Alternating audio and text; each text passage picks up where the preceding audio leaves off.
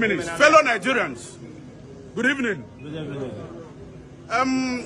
What is happening in Gotai and on the street of Guangzhou is very, very appalling. We must speak the fact and say it the way it is. Yes. The truth of the matter is that every action has consequences. Power. A lot of times, our people are using their hands to destroy the image of Nigeria here. Nobody is under 18 here. And if you are up to 18, you are liable to face any punishment owing to what you have done. Now, we see videos of fighting. We see videos of so many things, cultism and all the rest of them. Remember in this Gotai that you people have made an epic center for fighting. I know 4 guys who fought in this place. They are no longer in China today. They have gone back to Nigeria. Yes. I know people will remember the incident. Yes, yes. Good. The day B-Lord came, one guy fought. Today, we know where he is. The reason why I'm saying this is that you came here and you are given opportunity to be documented. And all you have been doing is going from one police station to the other. It is not a norm. That is not a norm. The older people here, they wouldn't even want any authority to see their documents. That is the norm. So we have to have this orientation and understand that you are in another man's land. You bought tickets, you got visa. All you are doing in China is fighting and causing nuisance. Who are you? Terrorizing the people. Do you know that Nigerian community has the ability to write and then say that we don't want you in China again as a community and it must be obeyed? Yes. You go back to Nigeria. So conduct yourself very well. Do your business very well. Every business idea you see on earth today comes from a single individual. You see banks, you see aircraft, you see so many things. But for our own, we'll be drinking ourselves to stupor. You wouldn't even have the time to think and then do a business. All you have to do is fighting from one street to the other, destroying the image of your family and that of Nigeria. You are here as a good ambassador of your family and that of your country. Power. We make ourselves animals here because of the way we live. Let me ask this question. How many times have you seen Chinese fighting in the streets of Lagos? Never. Do you see that? No. Do you think we are the only foreigners living here? There are Arabs here. There are Japanese here, there are Europeans, Americans, South Americans, Russians. They are here, but they are not behaving the way we do. Please, and please, let us conduct ourselves very well. And the so-called cultists, there is a history in this land. The people that did it before, ask where they were now. Ask questions. Because some of you just came and you thought that the way you met here is the way it used to be. Here is not there has been history here. Here is not Dubai, here is not Turkey. Let me say it again. Every action has consequences. I am sending a direct message to him. There is a new sheriff in town. He cannot come to Edo without telling me. Because his security will never be guaranteed. Whatever happens to him when he's in Edo State, he will take it. I am serious about it. He came the other day and donated 15 million. Somebody was saying, no, Gashishi, why get 15 million to donate to people? By the time he left, there was crisis. 3 people died in Benin. So for that reason, tell Obi he should not come to Edo without telling me.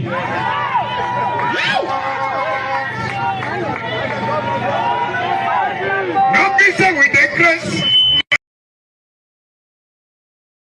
The internet that I said will build Igbo village was made 2013, 12 years ago.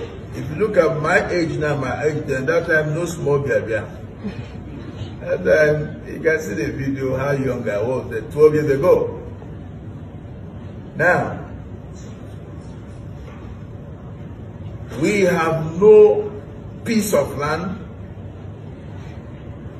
acquired in Ningo Pram for that project because it did not come to pass. Nowhere in Ghana we bought land for Igbo village till now, till tomorrow. But it was so bad that some of our bloggers misinterpreted the vision and they said, we want to build Igbo kingdom in Ghana. That is 100% lies. If you go back to that video, you see what I said is Igbo village. And the interpretation of village is different from kingdom. We have no any plan to build any kingdom in Ghana. We cannot build kingdom on top of someone's kingdom. It is impossible. But some mischievous, some of our sons and daughters that believe that through internet and through having more viewers, they'll be making money from there, now decided to tarnish the image of a humble person like me just for them to make money from the internet and giving wrong information. That's one. Two, the same people also trying to create misunderstanding between the two nations, Ghana and Nigeria. Because of you not they are making from internet because of their followers.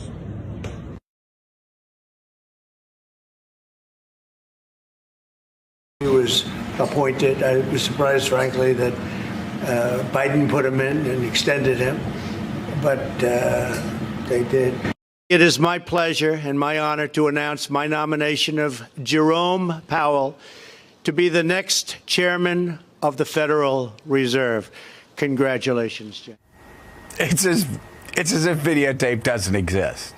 You know, it's like blaming Democrats for Jeffrey Epstein, blaming Joe Biden for Jerome Powell, Donald Trump supporters blaming Merrick Garland for bringing the case against Jeffrey Epstein. And again, it's just kind of like we can't do the whole let's go to tape.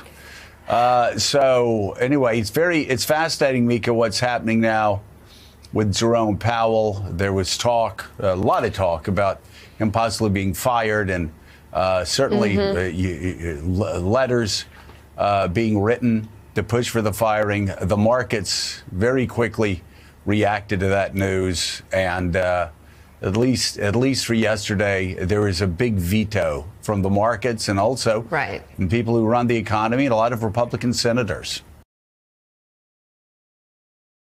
Nigerian leaders flew out to the UK to sign condolence registers for a man they once worked with. It's another disgrace altogether. We will get back to that. But let me put this on the record. If I die before any of these Nigerian leaders, Obasanjo, Tinubu, David Mark, Godswill Akpabio, the whole gang that are left, if I die before any of them, kindly replay this video. Not for them, for you guys. Because when they go, history won't forget. When Ugandan dictator Idi Amin Dada died in exile in Saudi Arabia, the Sydney Morning Herald published this line in his obituary. It says, Idi Amin's tragedy, like that of so many Africans, was to admire a civilization whose trappings he desired, but whose workings he never understood. He used advanced methods to achieve brutal, primitive ends. He was Confucian's masterpiece. Yes! Sounds familiar? Buhari was Confucian's masterpiece. He admired London's hospitals, but he never figured out how to replicate even a clinic in Nigeria after 8 years in power. The same will be said of Obasanjo. And if Tinubu is not careful, his own chapter will be written with the same ink. They love Western infrastructure, but have no idea how the systems behind it work. No, They grab shiny tools and use them to dig ditches for us to fall into. And then they crown themselves Grand Commander of the Federal Republic in a country with no electricity, no water, no internet, no gas, no security, no public libraries, and not even functioning public toilets. Yes, especially that toilet, public toilets. 200 years from now, Nigerians, assuming we're still here, will look back at these so-called leaders and dismiss them as primitive people in Abada who squandered time and opportunities and dragged a whole people back into the dark ages. He who has ears, let him hear. He who doesn't, let him keep running into the bush. Africans, who did this to us? Who did this to us?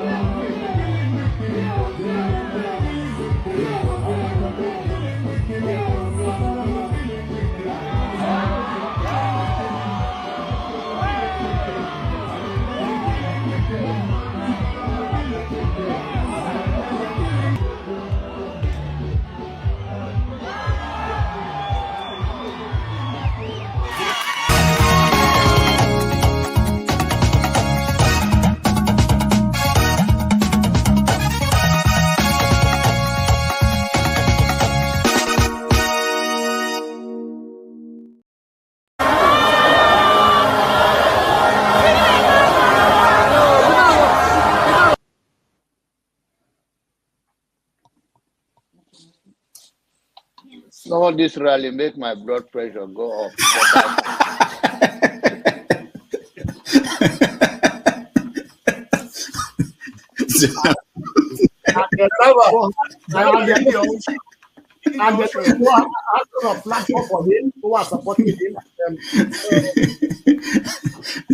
So you should get a filter sometimes, filter your thoughts before you say. I'll continue to take blood pressure medication. Why are you getting high blood pressure, Jonaba? And I am ready to die defending Nigeria in whatever way. When it is God's time for us to go, it is. And you took my time to God. You are ready to defend Nigeria. I gave you my time. No, I'm coming. Alexi, hold on. You already started. What I'm saying, defending Nigerians is this. I gave him my time and he's using it to defend me. No, sorry. I'm sorry. I hope that Nigeria wins. I'm never going to wish any president evil so that I can say I told you so. No, I won't wish them evil. I hope. You see, I'm not praying. There's no point. I can't pray for Nigeria to be fine. I only hope that Nigeria wins and Nigerians win. Because if you choose a dodgy doctor who has a dodgy record, who has, all sort of accusations leveled against him, to say this doctor, we think he's done this, or this doctor, this surgeon, yes, he's a senior surgeon, he's the most whatever surgeon, but there are a lot of accusations leveled against him. If you choose him to operate on you, and you tell me to pray for you that it doesn't kill you surgery, what's the point? I can't pray. You might make it, you might not make it. My prayer won't change anything. So I hope Nigeria and Nigerians win during Tinubu's 4 years. Thank you. Thank you, sure. Thank you so much. Address Sowore the way I like. You don't know what Sowore did to me. So learn to control your emotion, right? That's the only thing that I'm going to tell you. But if you don't want to control your emotion and you insult me here, I'm going to insult you 100%. Okay. You understand? You cannot insult me on a normal ground. Physically, you can't insult me, right? I will treat you like a child. If you insult me physically, I will handle you like a child. I don't care your age. Do you understand? You are powerful over the camera, so you can say whatever you want to say, but you can't dare say it to me physically. You understand? I'm panicking like a kid. I'm not Can we arrange joking. a meeting grant? You Can we arrange understand? a meeting grant? So Are learn you to okay? control your emotion. I'm there with You people understand? bigger than you. Okay, I Learn want to to I'm take there control with your one. many emotion. people I'm bigger bigger than than you. Who Sowore. are you? You are a rat. Please don't take him out. I also have a right to respond because he mentioned my name. There's no need to take him out. All you have to do is to meet them or something. And you're taking too long to I didn't call admonish you them. to make comment. Huh? Answer this. What I'm did you not say? asking for comment. I didn't ask I know, for but comment. he mentioned my name, so I'm asking to respond to him. So when he gets your time, then you make your comment. No. He mentioned my If name. you want to make it rowdy, I will take you out. Also. Take me out, you son of a bitch. Take me out. You think you're a big boy because you're moderating. Take him out, please. Hello, come on, don't use such word now. Don't forget, that state is now an oil producing state. So they now have derivation, if you are not aware. So if you want to speak for anybody, please do not defend a character like a Yabelo. Please do not. Okay, let me You can respond speak to for him. anybody, One but second do not then. defend a character like Yabelo. Do not. All right, thank you, Mohammed. The people of that state. Can I respond to him? No. Then go to hell. Rudolph, go to hell. All right.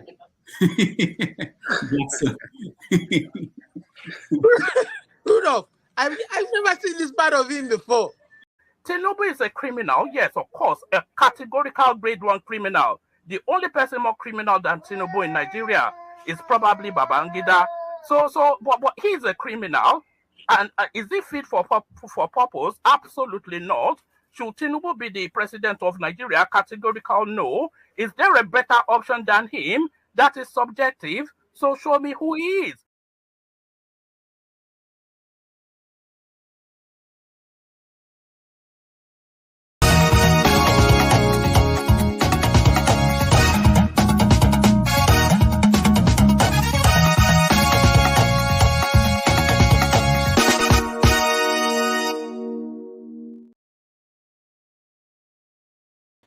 Hello, everyone. Welcome to the show. It's Saturday, July the 19th, 2025. We are coming to you live from New York City. My name is Rudolph Okonkwo. Thank you so much for joining us. We appreciate you. It's another Saturday, and we do what we do here, which is to give you an opportunity to air your view on issues affecting all of us, issues in Nigeria, Africa, and the world. Thank you again for joining us.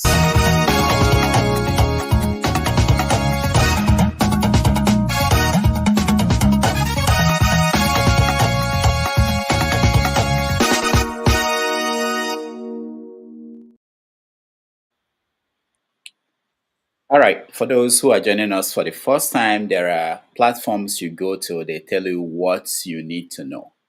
There are platforms that you go to, what they do is to tell you how to think. But on this platform, we invite you to come in and share your views, what you think. And that's why we're unique. And we depend on you. We're as good as you are, whoever comes in here to be part of this conversation. So we count on you, and I hope you will join us and be part of it. On today's issues in the news, last Sunday, we heard about the death of President Muhammadu Buhari, former president of Nigeria. He's been buried, but it's not over yet. People are fighting over his legacy. People are fighting over the 12 million votes he got during the last election. So that's what's happening. And if you read the stories in the news in Nigeria, there is that undertone. You saw that Abubakar Atiku left PDP. You also saw that Tinubu went to Kanu to see the Dantatas. He also appointed Babangida's son to head the Nigerian Bank of Agriculture, something like that. So everything, the political undertone, are all reacting to 2027 and the changing landscape of Nigeria's politics. So we will talk about that, different directions that is looking at. I'm seeing a story about P2B and the questions about whether he's going back to PDP. So everything is on the table, and nobody can predict what will happen a year from now. So we want to hear your views on these and other stories. In the United States, we know that there is change in the US visa for Nigeria and some African countries. We also know that Trump is going through something that is new for him, people within his own party challenging him. So we are going to touch on that and what that will mean for you and people you love, people who have a US visa, who come to America and stuff like that.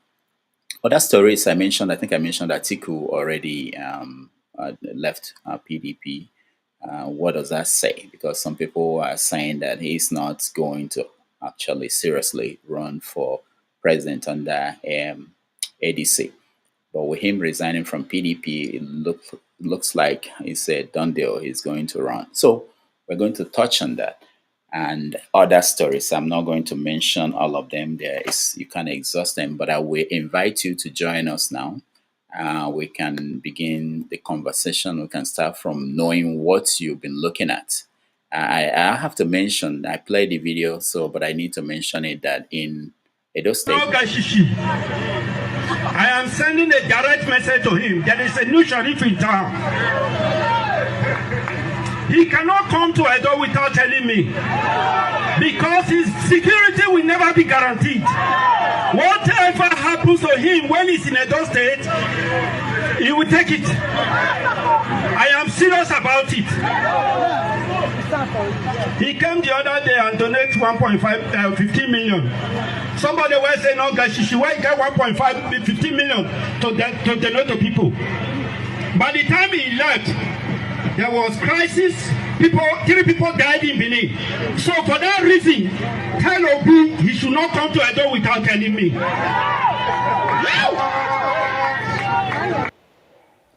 All right, there's a new sheriff in town in Edo State. His name is Monday, Governor Monday, and he's warning P2B not to come to Edo State without telling him. Otherwise, his security will not be guaranteed. All right, welcome to the show, Comrade Moroye. Welcome, Mr. James. Good afternoon, welcome. It's a pleasure. Yeah, nice to have you. Let me start with you, Moroye. What stories are you following? Is there any major story that I didn't mention that you are paying attention to that you think will be important in the next few days? Yeah, there are a lot of stories, but we cannot even follow the one you mentioned so far. So there is no need adding more. No, but it's good. How many can you? For those who may not know, I enjoy that because I may miss some stories. If there's something you think is important, not that we are going to. I don't want. We're already dealing with enough. I don't want to add more. Please. Okay. The one from Edo issue alone is enough. The moronic, imbecilic, and epileptic government of Edo is enough to deal with. So I don't have anything to add. All right. Thank you so much, Mr. James.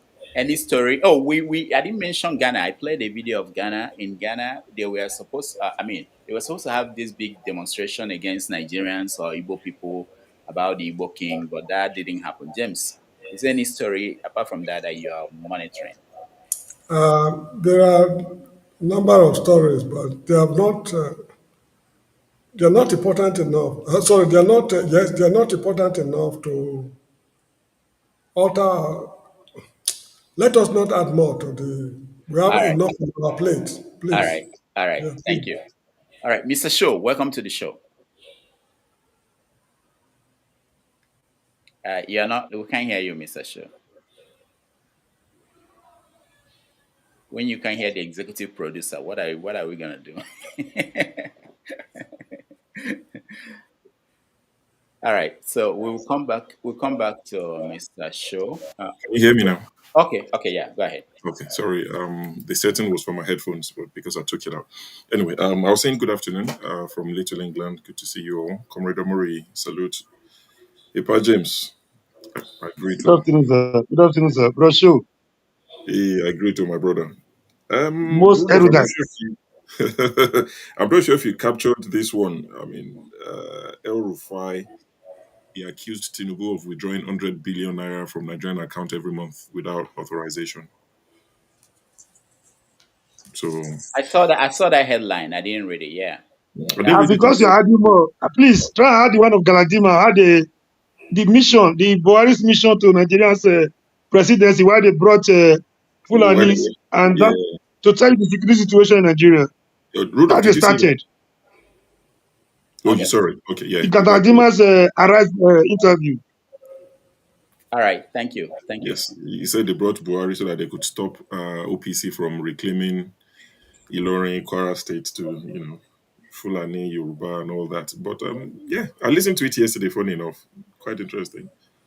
But yeah, they say Oga takes 100 billion from the accounts unaccounted for. I mean, how can you argue against that when they said the plane was bought without anyone approving it? You remember this man that wears white from Borno, the APC senator, but that fights them all the time. Um, He's an APC senator. He wears white. He goes to China Rice a lot. I know Oh, the person you're talking about. yeah, yeah, that one. Yeah, so he said it. He said that no one approved. He said he didn't come to Senate for them private jet, the second hand new jet. He said it wasn't approved. So how can you argue against this? And Eretik Ngibe also said Wike reduced some money his children, the land allocated to his children, to Wike's children, that was meant to be 200 million naira. They wrote the company, the SPVs they created. Ndume. Yeah, someone reminded us. Tiger said it's Yeah, Ndume. yeah, Aline Dume. Thank you, Aline Dume. So, Eretik Ngibe said from 200 million, they knocked it down to 2 million, a piece. So this is, I mean, Pa James said, they are not big enough as a standalone, but it's worth letting people know. You don't know what would anger the people. And I'm not calling for a fight or, whatever, but at least for the people to say, okay, maybe this is too much. It might be a small story that will make the people just say, we've had enough. We need to have a conversation, or we'll just turn the table upside down. You've eaten enough. You never know. So that's why I particularly bring up all these little stories, which a lot of people consider irrelevant, distractions, all sort of names. But it's good for the people to know. What would interest you is that a lot of these stories, you tell people in Nigeria and they're like, oh, really? They don't know. They don't care anymore. So they need people to bring it to their consciousness. Go ahead. No, yeah, that's it. Yeah, Oh, I that's think it. so. That's all Yeah, the that's it. stories. Okay. Yeah. All right. I was actually looking for a video of a Kenyan. I'll find it before. I didn't think about playing it. But a Kenyan guy giving the reasons why the Kenyans are rising against their government, especially this Ruto. And I think it's important for Nigerians to see that. But I will play that before we. Oh, I'm sorry. Today's my August birthday. How can I Who? forget? Who? Peter Obi. Today's my Okay. August. Today's Okay. my Okay. So today's his birthday. how can we miss that? And It's, Tinubu hasn't wished him happy birthday. We are watching him. oh We are no, taking his he picture. didn't. He hasn't. Because when it's Tinubu's birthday, all these people, they'll be checking every second. Obi has not greeted him. So we too, we are watching. Tinubu has not greeted Oga. He has less than 6 hours. Make you know already. Oh Bayo my should tweet it. goodness. You should So get Bayo to so tweet it. so obese people, are they doing something today? Oh, of course. Oh God, lots of stuff going on. They are, giving people food. They are doing free eye service, eye check, medical check. That is just organic. That Obedient are, doing all across Nigeria. Just the sort of things Obi would do, but on smaller scale because it's not funded by anyone, to the best of my knowledge. So people are coming together and giving people free medical check. Checking their eyes, blood pressure, cooking food, doing all of that. Yeah. Oh, okay. What about Obi himself? Is he doing He's anything? already said they shouldn't, people shouldn't do anything for him. He's already said nothing for him. But I saw a video of him, I think, and his wife on Airpiece. I don't know whether, the man is a spirit. He goes to like 4 different states in a day. But I saw a video of him and his wife on Airpiece, about Airpiece. And the Airpiece hostess, they sang happy birthday to him. It looked like he didn't really want it. But they wished him happy birthday, sang for him and all of that. Yeah. So our guy's just keeping it low. He doesn't want any fanfare around his birthday. And especially now that his security is not guaranteed, he has to keep a low profile. So before we go to Edo and start with that story, I wanted us to look at Buhari's for the last time Buhari's legacy and what is now being seen as a fight for his 12 million votes. Before I came on air, a friend of mine wrote me and said that those 12 million votes are not transferable. Are they transferable? James. Well, I think they are imaginary votes because if people are jubilating all over the country that he died, where are the 12 million people who are supporting him? You know, this is the vote allocation we are talking about whenever we have elections in Nigeria. INEC allocates votes to people. I've said on this platform a number of times, during the 2023 elections, if you ask me, what would, let's say, Peter Obi, what would he have scored if the elections were free and fair? My precise answer is, I frankly do not know, because there was no election. Did Bola Tinubu win or did not win the election? I frankly do not know, because INEC did not give us the true results. So if they are telling us that later Mr. Buhari has got some number of votes in the kitty in the north, it's all nothing but lies, because it's vote allocation. They program it in such a way that it will look as if it is real, that what they are doing is correct, but in actual fact, nothing is real. So we should just forget all about 4 million votes. It's a scam. Sure. What do you think? Well, I agree, mostly with what Pa James said or Mr. James said. I mean, 12 million votes, it sounds almost unreal. The first time I thought about it and was like, how is this possible? Is when was it Borno State, and they brought, I mean, the vote they got from Borno, and it was in the middle of the crisis when they had, the insurgency. It was at its peak, and the vote came in. I think it was 2019, and you begin to wonder how did people go out to vote in the middle of the insecurity that was rife at the time. So all these votes that they bring about, I think if I'm not saying they don't bring more than the South. It's possible that they're more interested. That's debatable. But if we were to get the true votes, like one man, one vote, and you don't see kids voting, I mean, look at the last election, even 2023, you saw the kids that were there to vote. So all these things that they do, if you look at it critically, Buhari probably has genuine votes because he's loved, or he was loved by his people. Genuine votes, maybe 5 million tops from the North, maybe. Yeah, but it's something that any politician would like to have. So the question is, do you think it's now what people are fighting for? Of Remember, course, they have to fight for it.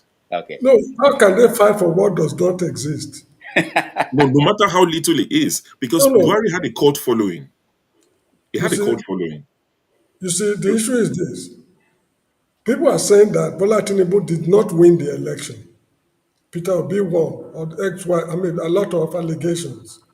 And the same people who are saying that Bola Tinubu did not win the election was rigged. When they are analyzing the election, they use the figures produced from the rigged election to analyze figures. That Peter Obi got this from Edo State or Borno State. I mean, it doesn't make sense. If the election was rigged, the entire figure cannot be relied on. Yeah, James, I know what you're saying. You are talking in technical sense, but the thing is that when you talk about Awolowo and Zeke and Shagari now, people don't remember that there were questions about the credibility of that election. People just give you the figure that Zeke lost, Awolowo lost to Shagari, and move on. So in 20 years from now, nobody will remember all these things we know, we saw happened. It will be just the figures. So and in statistics and in any study, you have to use figures, whether it's credible or not. You can't dismiss it and then move on. How do you analyze? Revolution now, welcome to the show. Yeah, respect and greetings to everybody, Yeah, so and, anyway, what brought me in exactly, to be precise, is this brother. I don't know what to call him now in Edo State, telling somebody that he shouldn't come to they have to take permission. You understand what I'm saying now? He has got to that level that somebody will wake up one morning, say, if they don't take permission from me, you don't have to come to Edo State. Is that not that is the last straw that will break any camel's back, man? We just keep saying it. You said something before I joined you. You said, Nigeria, who did this to us? you know, when people like us, if I'm working, sometimes that thing comes to my mind. I say, but what is this man they talk about? Who did it? They did something to us. If you look at it deeply, something is wrong with that place called Nigeria. You know, something is wrong with them. And then when they will say all this, nobody among those guys who are so-called the integrity men will come out and speak and say, bros, don't let it go to that far. Telling somebody, this is a country where you can enter anywhere at any time. You can even go, P2B can just decide, say, well, make I go. You want to tell me P2B doesn't have a friend in Edo privately? Apart from say he's a big man now, he's coming, let them go and welcome him.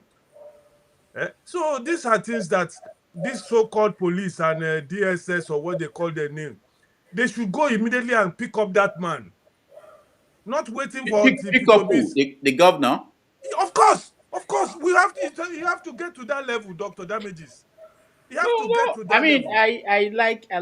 I wanted to know what you if there's something you drink, how No, how you that is the point. Now you think that maybe I drank something while I'm saying something with my two naked clear eyes. But they've not picked up MC Olomo, and you're talking about picking up a governor who is protected by DSS. That is what I'm telling you. We should come to that stage where when somebody like this do something, they go and pick him up, or we That's the ideal. That's the ideal. That's the point I'm making. It shouldn't be because it's a governor or it's a this. Sometimes all those guys where they carry say they be this. They feel call and say, oh God, no, don't go to that level now. You want to spoil our work. You know what I'm trying to say? We should do just anything, any riffraff go just talk anything. All Nigerians go just, oh boy, yes. No. Thank you, man, for the time being, you know. All right. Thank you. Sorry, there's something else that I wanted to add. Another news. I think I shared it with you earlier. The EFCC boss Olukoyede said is currently investigating 18 governors, sitting governors, that the day they leave office is going to go after them. And I like your response. I'm going to just let people know what you said. You know, Rudolph said, so because the 18 governors are protected by immunity, okay, but what has it done to Yaya Bello, who is no longer protected by immunity? But Olukoyede said he's investigating 18 sitting governors, so he's waiting for them. So once they leave office, EFCC it's not just about what has it done to Yaya Bello. Yaya Bello just got married, fourth wife. That's not somebody under pressure. It's it's like saying life goes on. It's not under pressure at all. We shared a video about 2 weeks ago of a new Mercedes 4x4 that he bought. A Mercedes Benz was in the car showing off the interior of the car. I looked at that 2 weeks ago and I said, this guy has no issues. He's fine. Yeah, of course. Nobody's looking for him. Yeah, so Revolution, I was thinking that you would say that, for me, when I heard the governor talking about taking permission from him, I started thinking maybe the bandits that are killing people in Edo State, they take permission from him to come into Edo State. You never can tell. You see, the guy has no power to do anything about bandits. He's talking about, someone anyway. But these are the things. You see, the issue also is this. The Constitution of Nigeria guarantees freedom of movement. Yeah. If a governor can be talking like this, tell me what will be the case when he's armed with a state police force. You get the point? This is one of the things people are afraid of when they are talking about what they call state police. His problem actually is his educational background. I do not know what he was doing while we were receiving free education at all levels in Benin State of those days.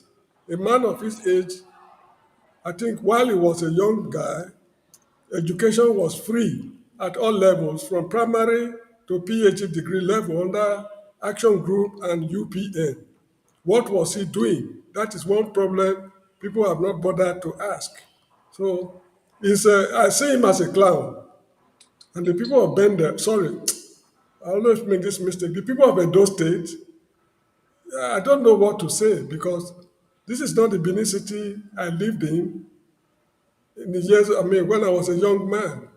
The kind of things they tolerate now is unspeakable. And you are correct. Probably the assassins coming to kill people in the state, maybe they are obtaining permission from somebody, because he is demolishing people's houses for being members of secret courts. The headquarters of secret courts in Benin City is a building at Iyaro. There's a quarter in what they call Benin, neighborhood in Benin, they call it Iyaro. That is where you have the headquarters of the Reform Ogboni fraternity. They are the kingpin, the beginning and the end of secret societies in the whole of former Bender state.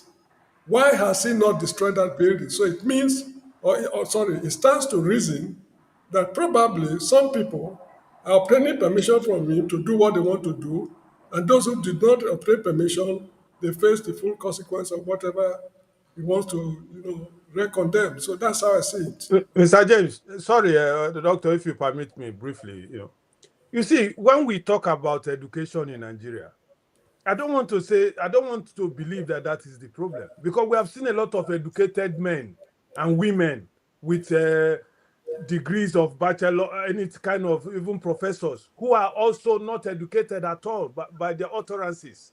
So Yes. you should not, sorry, Mr. James, you should not think that because that man is not educated, that is why he's doing what he's doing or saying what he's saying. Nigerian system, whether educated or not educated, has to be, what they talk about, bring it down. If nothing changes, this is an occultic group. They are occult. And they can pick anybody to represent them in that their group. People ruling Nigeria. It's a group. Is this not a doctor who said now they've given Babangida's son one appointment? This is the group from father to son and to family. Yes, I agree. My friend, you see, let us look at it from this perspective. This governor of Edo State is unable to read figures.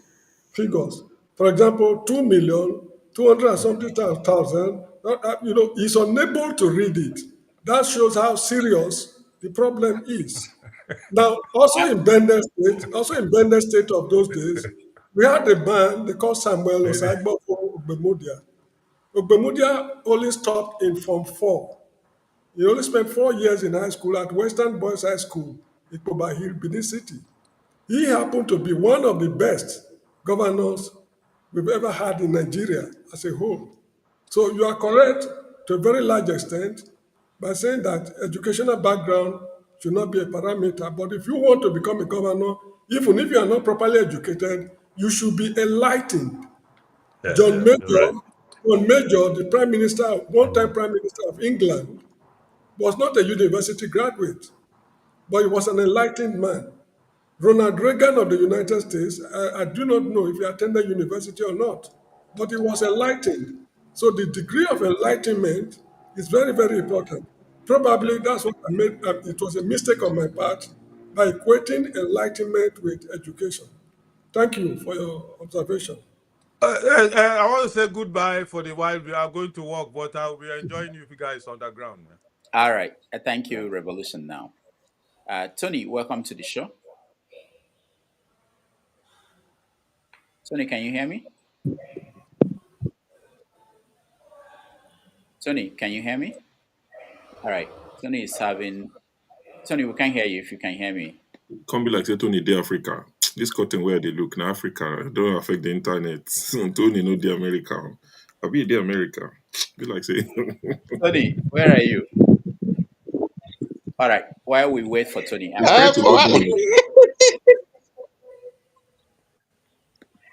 I am in the US. Sorry, my network is coming and going. So, what part of US are you?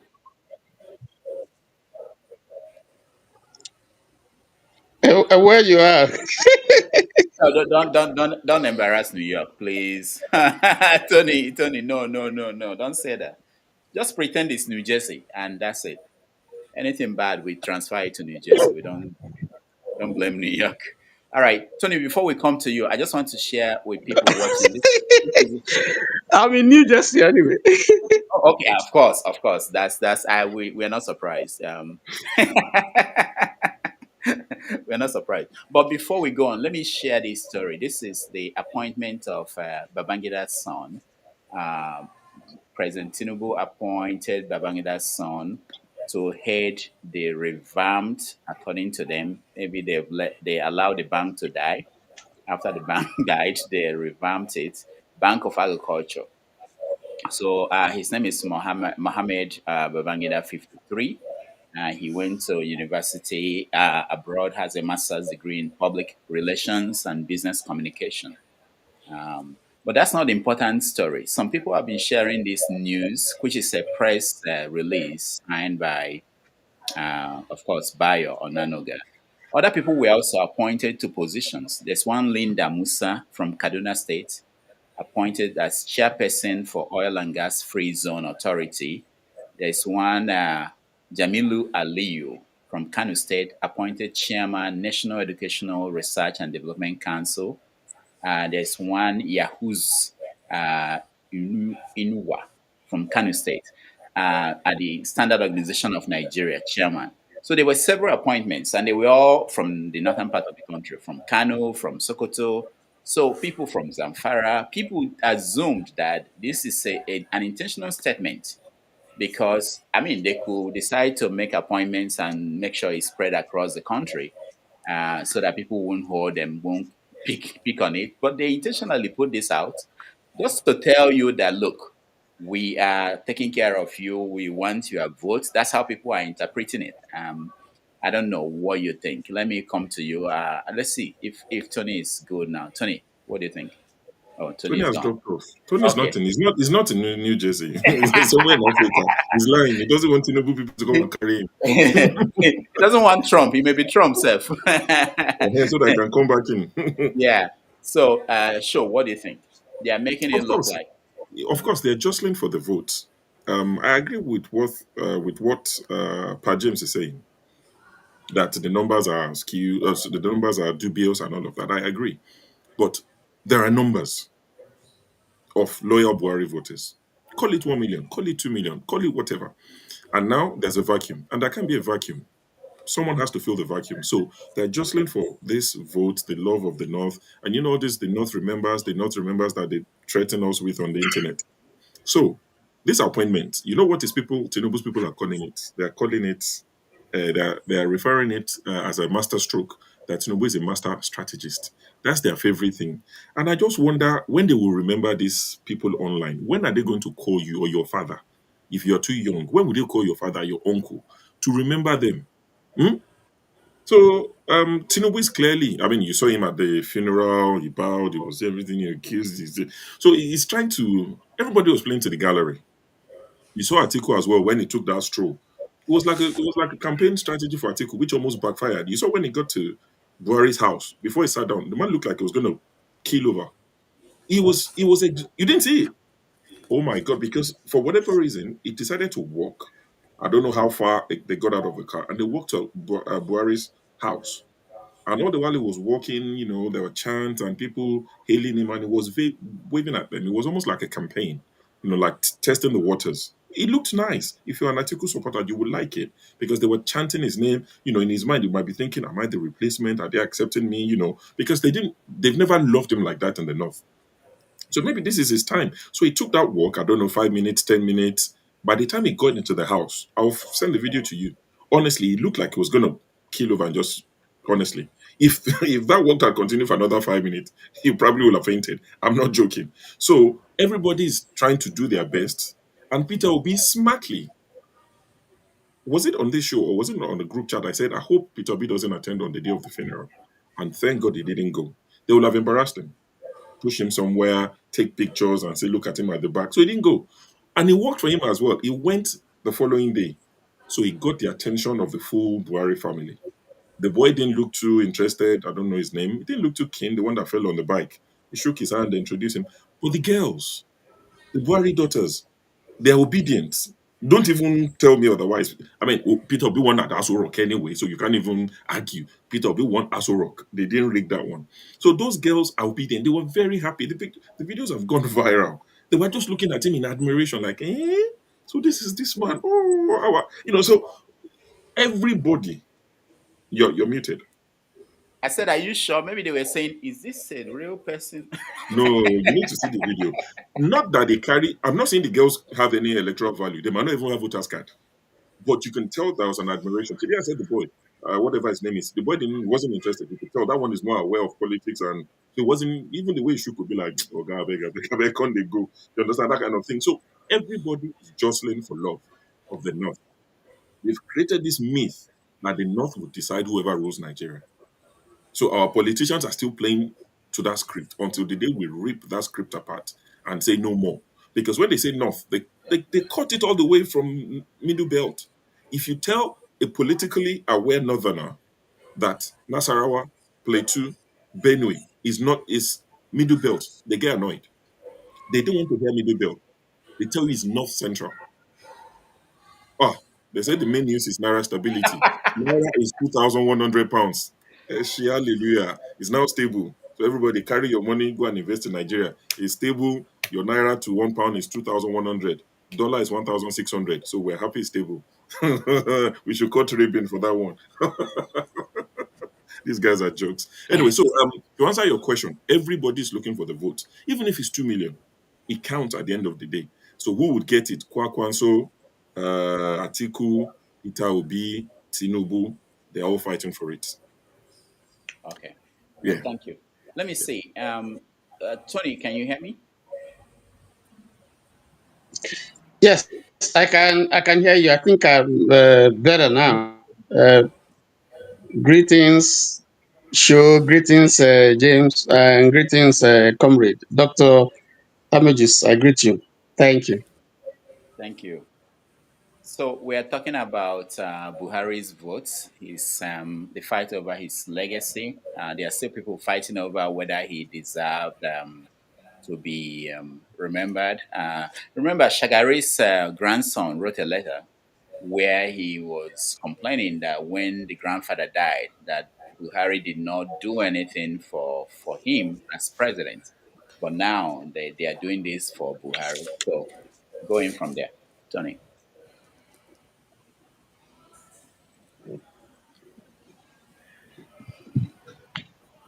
I think there is delay. Tony, you're yet to tell us where you are. I don't think it's not New Jersey. It cannot be. Can you leave and come back? Can you leave and come back? I know New Jersey is bad, but not this bad. I've been living and coming back. I don't know why it's failing. I can hear you. I can hear you. All But right. it keeps dropping. I don't know. Yes, you were asking what was your. I heard Revolution now before he left saying that Pebolo should be interrogated by EFCC. And doctor, you were saying that you were wondering where has that happened in Nigeria. Ngige, I mean, we know the Ngige history when he was governor. We know that he was placed under house arrest. So why is it not possible? We know in River State how one IG dealt with I think it was Amici or so in his tenure. So it's possible if we have a president that is really and Obasanjo would do that kind of a thing. I don't know if this president has the balls to do that kind of a thing, particularly considering the fact that he's from his party. But it was a shame for a governor to say that kind of a thing. Tony, I have to stop you. Every Nigerian has the right to go to visit any place, travel to anywhere. From you don't have to take any special permission from the governor. Or if you want to visit, like Revolution said, if he's going on a private, take permission from who? And this thing is going on because it happened in Kaduna. I mean, it happened in Benue, and now it's happening here. And it's like everybody is just as a normal thing, but that's not. This is impunity that we have to challenge and stand against. It's wrong. There's no excuse that I saw his West African school certificate thing was very poor, but that's not enough for him to think that he can speak that way. It's unfortunate All right, Tony, thank you. Your having that line. kind of person as the governor. All right, Tony, thank you. Your line is still bad. I wanted to correct an impression you gave out here so that people know. Obasanjo. Okay, maybe I'll go off and come back again. I'll try to. I don't know why. Yeah, try it again. We need to hear you very well. But I wanted to correct one impression you just gave. In the case of Obasanjo and what happened to Ngige, Dr. Chris Ngige was kidnapped by some rogues who Obasanjo supported them. The Uba brothers. So it Uba wasn't. brothers. Yeah, it wasn't for good of the nation that the sitting governor was kidnapped because he refused to sign off on Anambra State money to these rogues. So we can give that as a credit to Obasanjo. And when Obasanjo, when he impeached people, it was most of the time for his own benefit, not that they they were the only people who were doing bad things. So anyway, I just wanted to point that out. And someone mentioned the governor's certificate. I saw this. I don't know if it's the accurate one. If that is the accurate one, he actually got credit in math. So, James, you were saying that he couldn't add or couldn't read figures. No, yeah, I couldn't read figures. He That is got true. credit. He got His credit. English, his English is bad. Yeah. It was written, that certificate was written for him. He wrote it in 2008 when he was already about 38, 39 years old. Exactly. He That's what was I a told house you. boy to an enemy. So let's not go into the It was in his certificate. 30s. It was in his 30s when he wrote this WAEC. And he didn't take English. What did he get in English? I don't even, whether he has A1 or not, it doesn't matter. It's not in him. If it's not in him, you cannot give what you don't have. Okay. I don't care if it's A1 or, A plus. All right. But the issue is actually the bigger question is do state governors have the right to say you can't come into their states?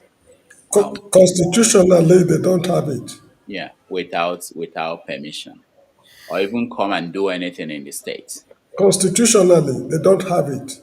They don't because people have the freedom of movement. Yeah, I mean, at the risk of defending this guy, this Moyash with the Sheikh, at the risk of defending him, could the lack of ability to speak English play a part? Because sometimes that guy, a lot of times, what he wants to say, I mean, this is the guy that said he'll bring back insecurity when it was the little campaign he did. So at the risk of defending him, I want to believe that, and I'm hoping that this is what he meant. Of course, politics played majority part in it, but maybe what he was trying to say is, I cannot guarantee his security, his safety, if he doesn't tell me that he's coming. Out of courtesy, because Peter Obi is a big figure, he's a VIP. If he goes to Edo and something was to happen to him, the governor will be called out. I will call him out. Everybody will call him out to say, you planned it, you did it. So maybe it was, maybe, and those who know me know that I'm not defending him. God forbid, far from it. But maybe what he wanted to say, even as much as was playing politics, is, if you don't tell me and something happens to you, you can't blame me. Maybe. Okay, so English failed him. hold on. So you are saying, look at I'm how not saying this works. Okay, I think if someone like Peter B wants to come to Edo State, he comes with his own security, probably from Abuja or from wherever they get their security. IGW, and maybe he has them permanently because Anambra State gives his the former governors security. So maybe he has one. I don't know, but they are not going to come to Edo and say, give us security. And the governor has none. I mean, you go call the governor has no security. No, the ones he could give. You call the IG of police, they give you security. You call the DSS director, he gives you the security. Who wants to call the governor? So on paper, when they don't want to take responsibility for when people are unalived, they say that rubbish that they say. Yeah. Rudolph, you are telling me that a governor cannot command 100 police officers to report to his office in half an hour? No. He has to call the commissioner of police. And Rudolph, you're joking. No, it's you true. Must be you can go to Nigeria and get 100 police officers if you want today. If you pay now, So the governor has no money. There's no budget for it. Security allowance that they get every month. Rudolph, no. On paper, we know that they cannot. But you're telling me the governor of the state needs 50 police officers now. Oh And yeah, that's they what have. I'm saying. And I'm not trying to defend Opewolo. I think like I said, it's one yash the shake. It's part of the system we need to get rid of. People like that have no business in power. He has no business there. I mean, he can't even pronounce the 15 million. He kept saying 1.5, 1.5. The guy is you understand, anyway, I'll let other people speak on Yeah, it. let's hear from Jide. Jide, welcome to the show. Jide, can you hear me? Jide too is somewhere far. All right. Ndubisi, welcome to the show. Doctor, Yeah, how are you? I'm fine. Dewo. Yeah, it's been a Good while. afternoon. Sure. Hey, Oga. That's all. Ẹ káàsán sir. Sure, that's all. Ẹ káàsán sir, ṣàlàáfíà ni. So Ndubisi, Doctor, please give me 1 minute. I'll call back. All right. This is live TV, CNN style. All right, thank you. So let me see. Jide, can you hear me? Yes, I can hear you now. Okay, good. So Jide, we've been talking about we joined topics together that Buhari's legacy, his votes, so-called votes that he had, and the move by the political class to capture that votes towards the 2027. And in that the conversation, we mentioned what Tinubu has been doing, trying to appease the North, appointing Babangida's son to head a bank. We are talking about Atiku and everything. So I want you to weigh in on that conversation along that line. And of course, what the governor of Edo State is talking about P2B and trying to stop him from coming to the state without permission. Okay, well, I've not been following so much of Nigeria's local politics, but from the news, from what I've gotten, it seems like it's still the usual rigmarole among our political elites, where they tend to do everything to stay in power and to legitimize their stay in power. So we know that historically, northern Nigeria plays a key role in the political architecture in Nigeria. Majority of the rulers of Nigeria, majority of our elites, they have a strong alliance with northern Nigerian elites. So even like so, I think a lot of these how am I going to put it now? Alignments that Bola Tinubu is doing and all these other elites, what they're trying to do by aligning with the North is not surprising to me because that is what has been done historically. So as to garner support, legitimate support, so that they can continue what they are doing. I've said this before. I'm talking about Edo State. Talking about Edo State and Peter Obi. This is, for me, I feel like looking at it as a working class individual, it is the business of the elite. It does not have anything to do with the people of Nigeria or we African people. These elites, their interest is different. They don't care about us. Either it's Peter Obi or it is the Edo State governor and all that. It's all political drama. This is what they do. They create this fake animosity. But it's not really animosity, it's just to make us it's a distraction. I don't know how to put it, but I feel it's a distraction because at the end of the day, what is the end goal? The end goal is who is going to win the 2027 election. And in my opinion, whoever is going to win the 2027 election from all these candidates, Atiku, Peter Obi, Tinubu, none of them is going to make any significant impact in Nigeria's prosperity or development. That is the way I see it in terms of looking at the big picture. Now, looking at Buhari's legacy, for me, may he so rest in peace.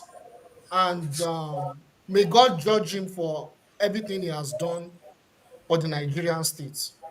However, I think for me, in my opinion, his legacy would stem from what he did from 1983 as the head of state of Nigeria, from 1983 to 1985.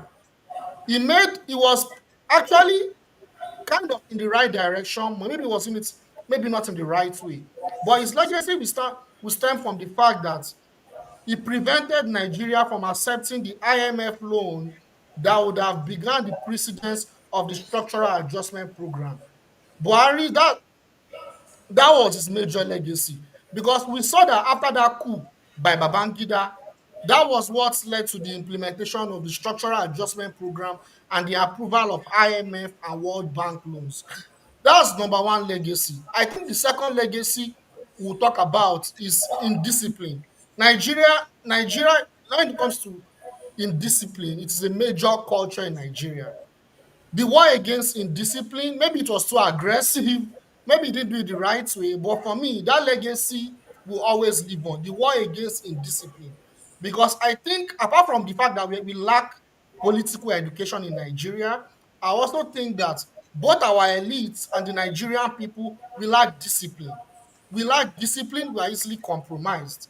And the third thing which he did was the final legacy that for me will count as a major legacy was in enhancing Nigeria's sovereignty. What do I mean? Banning foreign products and focusing on local production. That for me, even if it was not successful now, it's not successful now, but the attempts to make that happen, both when he was the head of state and even when he was the president, the democratically elected president, for me, those are the three major legacies of President Muhammadu Buhari. I'll stop there. Thank you. Thank you, Jide. Mr. James, you want to say something? Yeah, let me make a follow-up. He has enumerated what he considered to be his legacies. Remember, this man, when he overthrew the government in 83, he promulgated Decree Number 2, detention without trial. All imaginary enemies of the government were locked up without trial. That happened during his time. Then Decree Number 4, that is the one that dealt with the press. You are not allowed to publish any material, no matter how factual it is, as long as it is embarrassing to the government. That sent Tunde Thompson and Nduka Rabo to prison. What did they do? They published a list of ambassadorial nominees. So they asked them, where did you get this list? They told the government, we don't disclose the source of our information. For that alone, these two gentlemen were imprisoned. When he toppled the government, he shielded his brother, Shehu Shagari, a fellow Fulani man, whereas the vice president, Alex Ekweme, was locked up. It's like holding a conductor responsible for the accident a driver caused. Ekweme was like a conductor, while Shagari was a driver. There was an accident. You are now holding the conductor responsible for the accident which the driver caused. Then the so-called war against indiscipline. People were flogged publicly for coming late to work. If you urinate along the street, you could be flogged. Frog jump, old men were doing frog jump.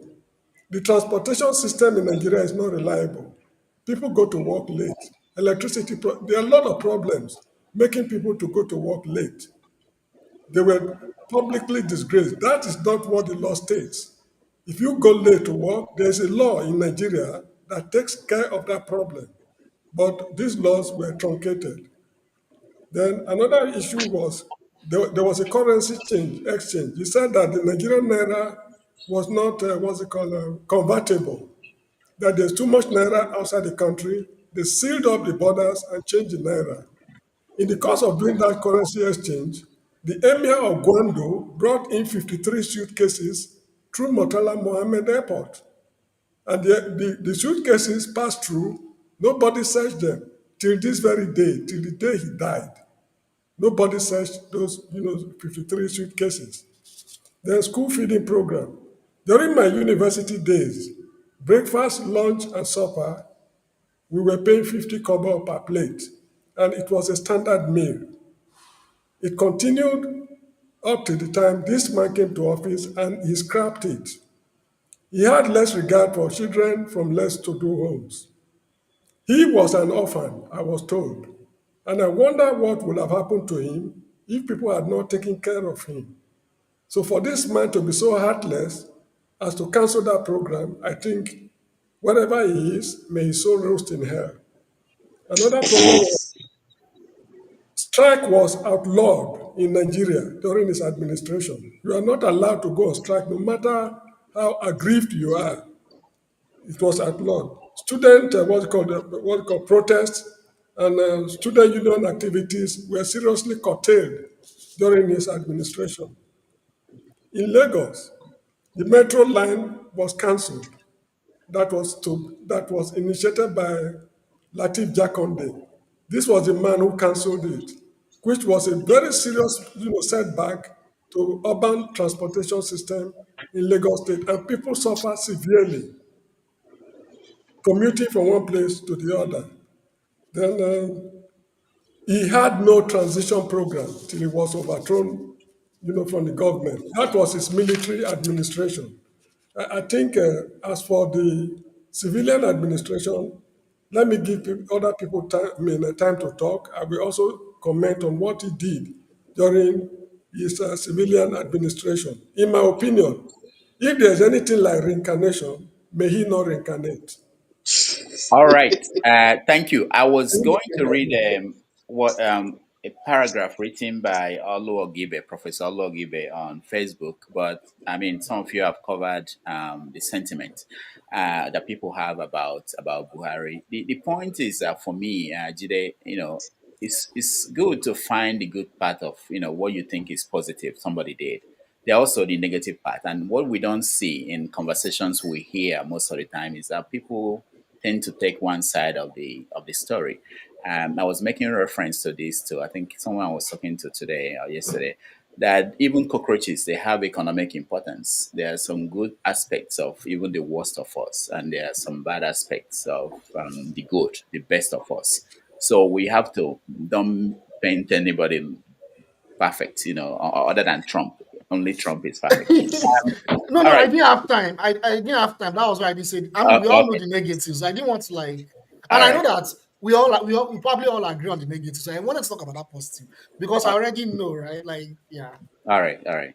Let me, Tony. I know you've been trying to speak, and we don't know. I want to also bring in Ike. I can see you. Welcome to the show, Tony. I'll give you 2 minutes. Okay, thank you. Greetings again, everybody. Sure, I want to send my condolences over the passing of Awujale. So sorry, may so rest in peace.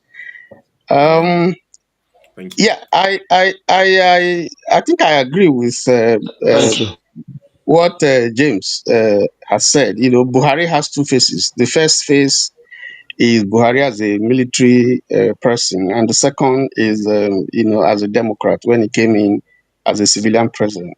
I think I quite agree with the summation that James gave, except to add that if it was not for Buhari, maybe we would have had enough time to experiment our democratic process because he truncated it, and that's for me something very, very grievous. And then two, as a military leader, he was dictatorial. He was not benevolent. His laws were draconian. I remember the three gentlemen that he killed, because they were alleged to have committed an offense, which was really not an offense at the time they committed, and he passed a decree and made it retroactive. And then he killed those three guys for nothing. I think that was again something very bad. And he talked about the Emir of Gwandu and so on and so forth. He was strictly partial as a military governor, as a Head of state. as a head of state. Yes, we also saw him as a military governor. We saw him as a minister for petroleum, and we saw some of the issues that were associated with the petroleum, some amount that they say was missing and so on and so forth. We can't say exactly if it was true, PTF. but PTF. yes, PTF. But for me, if I assess him as a military governor, I think he was a failure as far as I'm concerned. He was partial. I won't give him any credit if you ask me to score him as a leader. I probably would just give him 25%. That is the first phase, the first coming of Buhari. Now, the second phase, when he became head of state, he tried so much to rid himself of this toga that we just painted. He tried. It's not easy.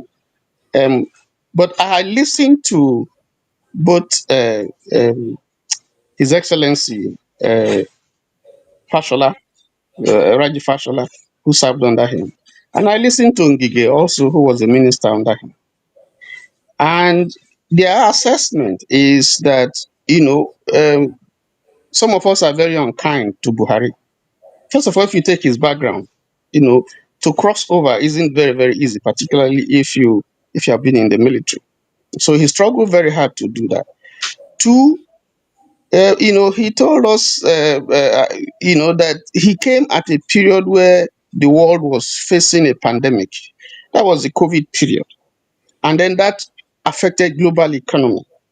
At that time, at a point, even our oil, the price of crude oil fell to about $35, per barrel.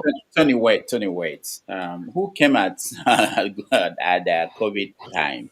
He came in 2015. Yeah, but he was still president when the COVID when we had COVID. Okay, yeah, but don't say he came when there was COVID and Yeah, but so that's a problem itself, because that impacted a lot of economies.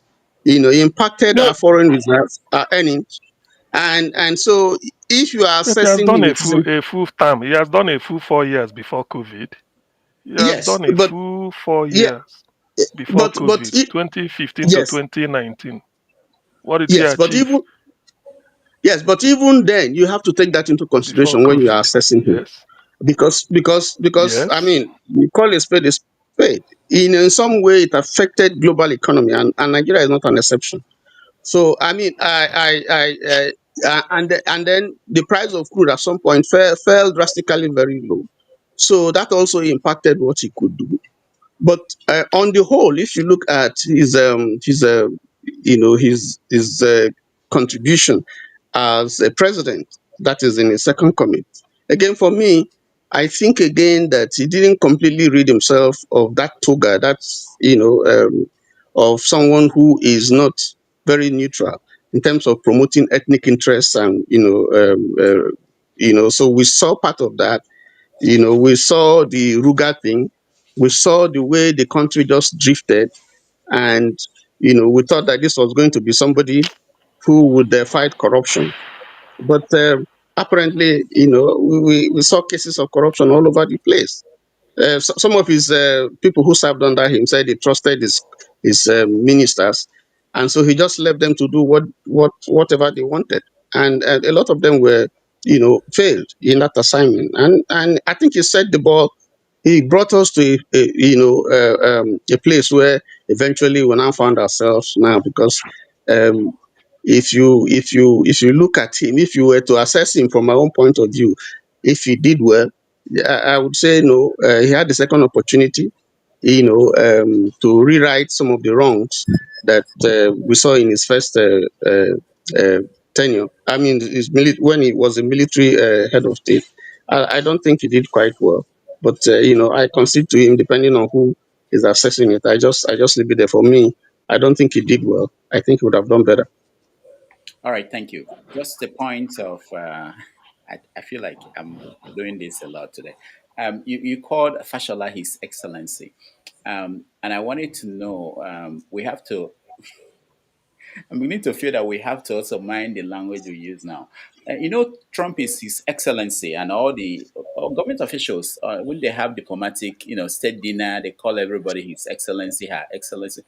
But if we are having a conversation like this and you call a particular person His Excellency, I want to see the excellence. And you were talking about Buhari and you're talking about Fashola, and the first time of he was super minister, and I don't think he delivered. Did he deliver for Nigeria? Does he deserve the excellency? I'm just saying this is something that I think we should be aware of, because the country is really failing everybody. And before we assign anybody excellency to kind of anything they've accomplished, we have to be able to agree that they did anything. I don't think they did. Anyway, but that's an aside. Tony, I just want to point it out. Let me chip in. Don't, please, pardon me. I deliberately used the word excellency for Fashola. Fashola. Yes, I didn't use it for any other person. There's a basis for my saying that because I watch him from very close quarters, and I know that if you are looking at governors who performed, in recent history, uh, maybe in Lagos, or if you take Nigeria as a whole, I think he did very, very well. So my use of that word excellency is deliberate. Thank you. All right. Thank you. Ike, welcome to the show. Good afternoon, Dr. Damage. Can you hear me? Yeah, I can hear you. How are you? I'm okay. Okay. Good afternoon, good morning, good evening, depending from where you are joining us. It's good to be here again today by the grace of God. Um, I want to start like this. I want to wish my principal, Mr. Peter Gregory Obiokutendibo, happy birthday to him. The beacon of hope for a new Nigeria that is very possible. An angel in a human form that have a human heart and love for mankind. A man who refuses to bend to become part of the corrupt system. So I'm happy to be living our life today to, witness and see a man of his credibility and his character. So I pray that God will give him more years to live for us for him to continue to inspire all of us, in whatever life we find ourselves, to be the doers of what we claim to preach to people, not only to be the hearers of what other people do, but for each and every one of us to put those to work, do those things for people to affect the life of every human life that is close to you. So today I am celebrating him, and I wish him the best of life. Um, I want to talk about. I am surprised that up to now, Ohaneze Ndigbo has not made a comment about what the governor of Edo State said. But also, I want to thank the leader of Labour Party in the House of Rep, Mr. Ogene, who has made an official statement from the members of Labour Party in the House of Representatives. And I'm also expecting the people in the Senate, the Igbo leaders in the National Assembly, collectively, whether you're APC, whether you are whatever party you belong to, because what this governor said yesterday, if you, each and every one of us, we watched it, and we can see the anger in his voice, and we can see, the intention in his voice. And anybody who is trying to play it down, I think we are not trying to be honest ourselves. This is my own personal assessment. And I think that this man who is the governor of Edo State need to be told that Nigeria belongs to everybody. First of all, he did not win the election in Edo State. He never won. But he's playing the card of his masters. So I am expecting Ohaneze by now to make an official statement, like what Ogene said. Ike, if they make a statement, what will change? What is going to change is that like what we have been speaking here every day, every weekend we come here. We are thinking that nothing is changing, but we believe something is changing. Because if they make that statement, like Ogene said in the statement of the Labour Party members in the House of Representatives, that Nigerians should know that whatever happens to Mr. Peter Obi, this governor should be held accountable. He's not escaping what he said, and he cannot retract that back because he's in the public view. He said that. So if we are trying to say, if we are trying to play it down for what this man said, because he meant every word he said, you can see the venom. You can see the venom in his voice when he was making the comment. So I do not be part of those people who try to play this man has to be put in his proper place for him to understand the consequences of the decision of the word he has spoken. We know he never won. The man in Asorok told us, do you want a Edo state? They shouted on the rally, yes, we need a Edo state. He has given them a Edo state. And he's more after Mr. Peter be donating 15 million. Why courtism? Why the court members are killing people, they're killing themselves in Edo state? What has he done? He said that he's the new sheriff in town. Can you spell sheriff? If he doesn't look at any book and they ask him to spell sheriff, can he be able to spell sheriff? I'll donate 2 million naira to a charity if he can spell sheriff without looking. You understand what I'm saying? So, how? We have played this politics to the point that we have forgotten decency. We have forgotten humanity. We have forgotten that so many things bind us together as a country, as Nigeria we call a country. So I think personally that if this man is not called to order,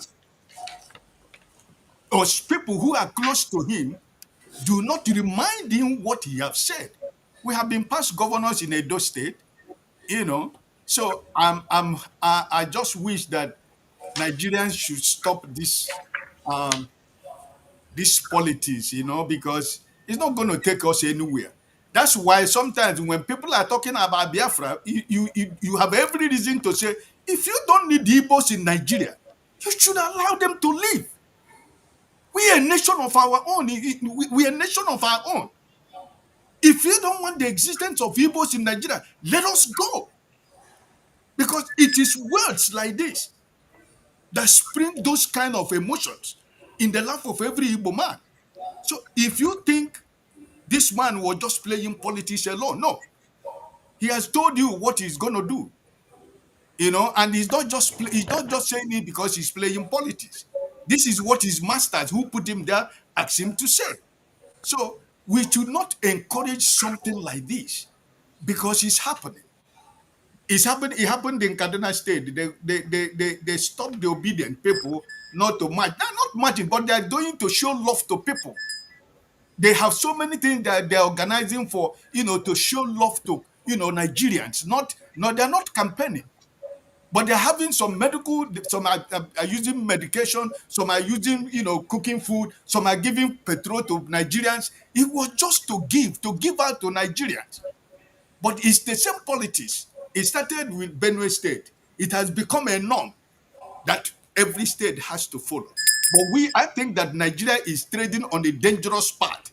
If we don't really stop this, because for how many minutes this man was speaking yesterday, and I was watching and I was thinking and I was saying, how low could we go? All right. This time around? Thank a you. man who has not spent even up to a year to celebrate his being, governor of Edo State with the Supreme Court. I don't know. Thank you, Ike. Thank you. We have to leave it at that. I see. Doctor, please, can I make an appeal? Yeah. What is the appeal? Yeah, please. I've been on the show. My network is fluctuating. I've not had the opportunity to speak, and my go soon. Can you just give me a couple of minutes to make my submission so I can proceed? I'll give you. I see the people that joined us. CM, thank you. We don't want Europe. I don't remember Europe in Africa or something. But I have to announce that tomorrow on 90 Minutes Africa, Dr. Moses Paul, most of you know him, is going to join us. He's going to talk about the coalition, the ADC, P2B, Atiku Abubakar, inside stuff of what's going on in Nigeria about 2027. He's also running for a political office in Abuja next year. So he will talk about that on the show tomorrow. Before I call on Omori to speak, I just want to say that I have to take my leave now. I have something urgent I have to deal with, and show will be your guide for the rest of the show. I thank everybody who joined me. I will see you guys tomorrow. So, show, please. Thank you and take over. Let Omori speak. I will see you guys tomorrow. Thank you, everybody. See you tomorrow. Awujali Ijebu. Yes, no. Yes. The Ifa doesn't pick local kings these days. every king in Yoruba land now. They're brought from America and UK, Canada. Who knows? You know, I'm busy next time with Jale. So And it I'll might start be your teaching. turn. So Awujali Ijebu. thank you. So Omori, please go ahead. Yeah, thank you. My greetings to every panelist. Baba Show, I know you were trying to play the devil's advocate at the beginning.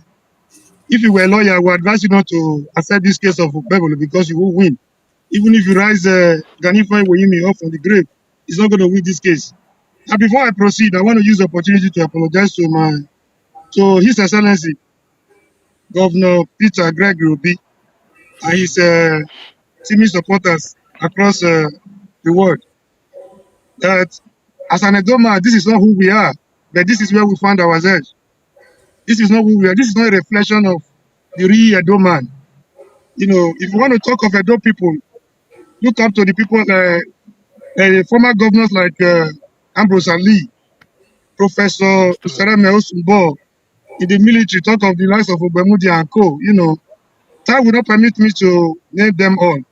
My good friend CM, my unreserved apology to you. I have not forgotten the role you played because we saw this thing coming. We told you, and you identify with us so that this calamity will not happen to Edo people. Now it's not only happening to Edo, it's happening to every part of Nigeria. Sure, you were trying to, make an allusion, I don't want to say in defense, Not defense. trying to portray the fact that he was trying to. No, if he had actually, he was telling you indirectly, if he had known that Obi was coming to that nursing school, he wouldn't have been able to leave Edo without attack. So, don't even get it twisted. We know the game they are playing in Edo. They pretend to be fighting cultism. They are not fighting cultism. Any decent voice in Edo cannot live in Edo. This is not the first time he's making that moronic and basilic and epileptic utterances. He has won one of our own, an Edolite, Edo's son, not to come back to Edo. The moment he steps his feet into Edo, then he will be arrested. So make no mistake to think that he wasn't able to speak English. That was why he went that way. You know, that is who he is. That is his original character. So, but my point is not even the politicians. My point is about the people. You know, we allow ourselves to be used by these morons every time. And people are already saying, I saw somebody yesterday already arguing that Edo people never like Igbo people. It's not between Igbo people and Edo people. This is the message I want everybody to get. So we should not allow them to play on our emotions every time. They are playing our intelligence. It's not a tribal thing. It's not even a message for Hanize. These are people we can handle on our own. But the division among us, the acrimony, the bitterness, you know, is what is giving them a due advantage. Is what is making them to lord it over us. They are not stronger than us. No individual can be stronger than 200 and something million Nigerians. Can we continue to build bridges on those things that make us, that we have in common as human? You know, before our tribal bigotry and ethnic euphemism, they are not as strong as we think. Each time the people come together, these people will run. That man is not qualified to be a classroom monitor. In my local primary and secondary school, before you can be a monitor, you must be such a person that at least be able to write the name of noisemakers. Okpebolo cannot write the name of, he cannot spell correctly in Esa. So, in my days in the primary and secondary school, you must be able to write something on the board if the teacher is not, opportune to come to the class. You must be able to copy notes on the board for the other people. You must be able to relate back to the teacher. Okpebolo has no such quality. A man that is not qualified to be a classroom monitor has found his way to be the governor of Edo. We are here talking about Edo. It's not between Edo and Igbo. Please. The earlier we realize it, the better. And if you are one of those that think it's between Edo people, in the last election, the capital of Obedient movement was in Edo. Obi scored over 300 or something votes in Edo, even when we had a sitting PDP governor. What does that tell you? That the people know what they want. So can we begin to come together, build bridges across, so that we can be able to, level this valley they have created among us, so that they can continue to take advantage of us. That is Okpebolo for you. That is who he is. I wish my brother was here today, all his politics, and my brother AY. We saw this coming, but they never listen to us. Everything to some people is politics. The man is not playing politics. This is not the first threat. This is not the second threat. This is about the third or fourth threat he's making. Please, let's be united as a people. Yeah, I'm of the opinion that we should stop blaming these leaders. We should start blaming ourselves. If you are embarking on a journey, you must have your plan. How you want to go, where you want to go, if you want to fly, if you want to go by road, how you want to get there. We don't have a plan. Instead of being proactive, we are not doing what we're supposed to do as a people to checkmate these people. Let us not be divided along tribal, religious, and other divisions they create among us. And if I have time, I will want to talk about Buba Galadima. People are allowing such vital information to slide. To tell us about a few days ago the mission of Buhari, how they were able to, why they sponsored Buhari, why they forced Buhari on Nigerians, how they brought Fulanis from Central African Republic and other neighboring African countries to come and destabilize Nigeria. Yeah, All right, Omori. I'm sure there are other panelists that have listened to that interview. I did myself. So in the spirit of fairness, I'll pass the microphone and I'll go to Ndubisi. And if Ndubisi, if you've heard about the Galadima interview, I'd like you to add it to what you're going to discuss. But the topic so far,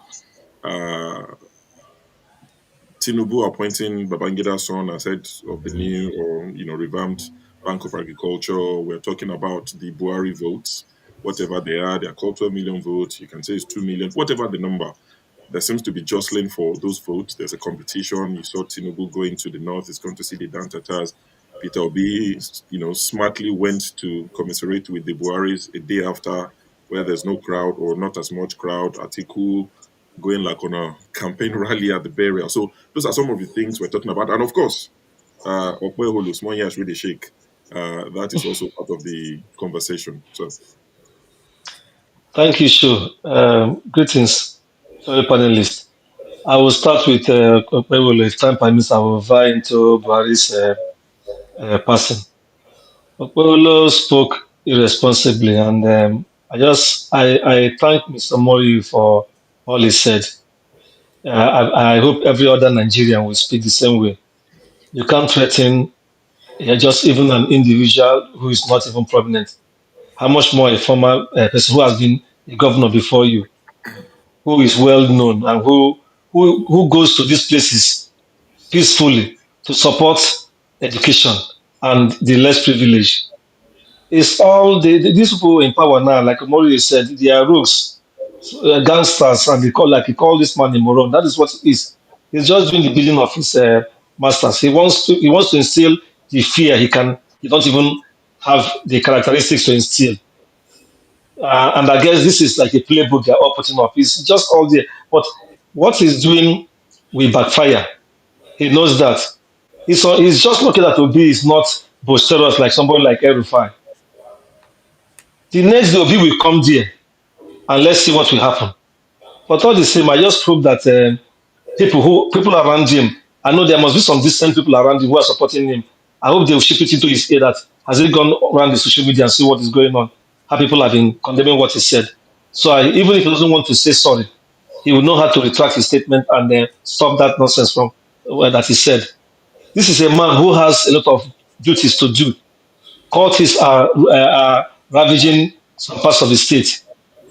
Herdsmen, terrorist herdsmen are cornering communities, are in the villages, killing people almost on daily basis.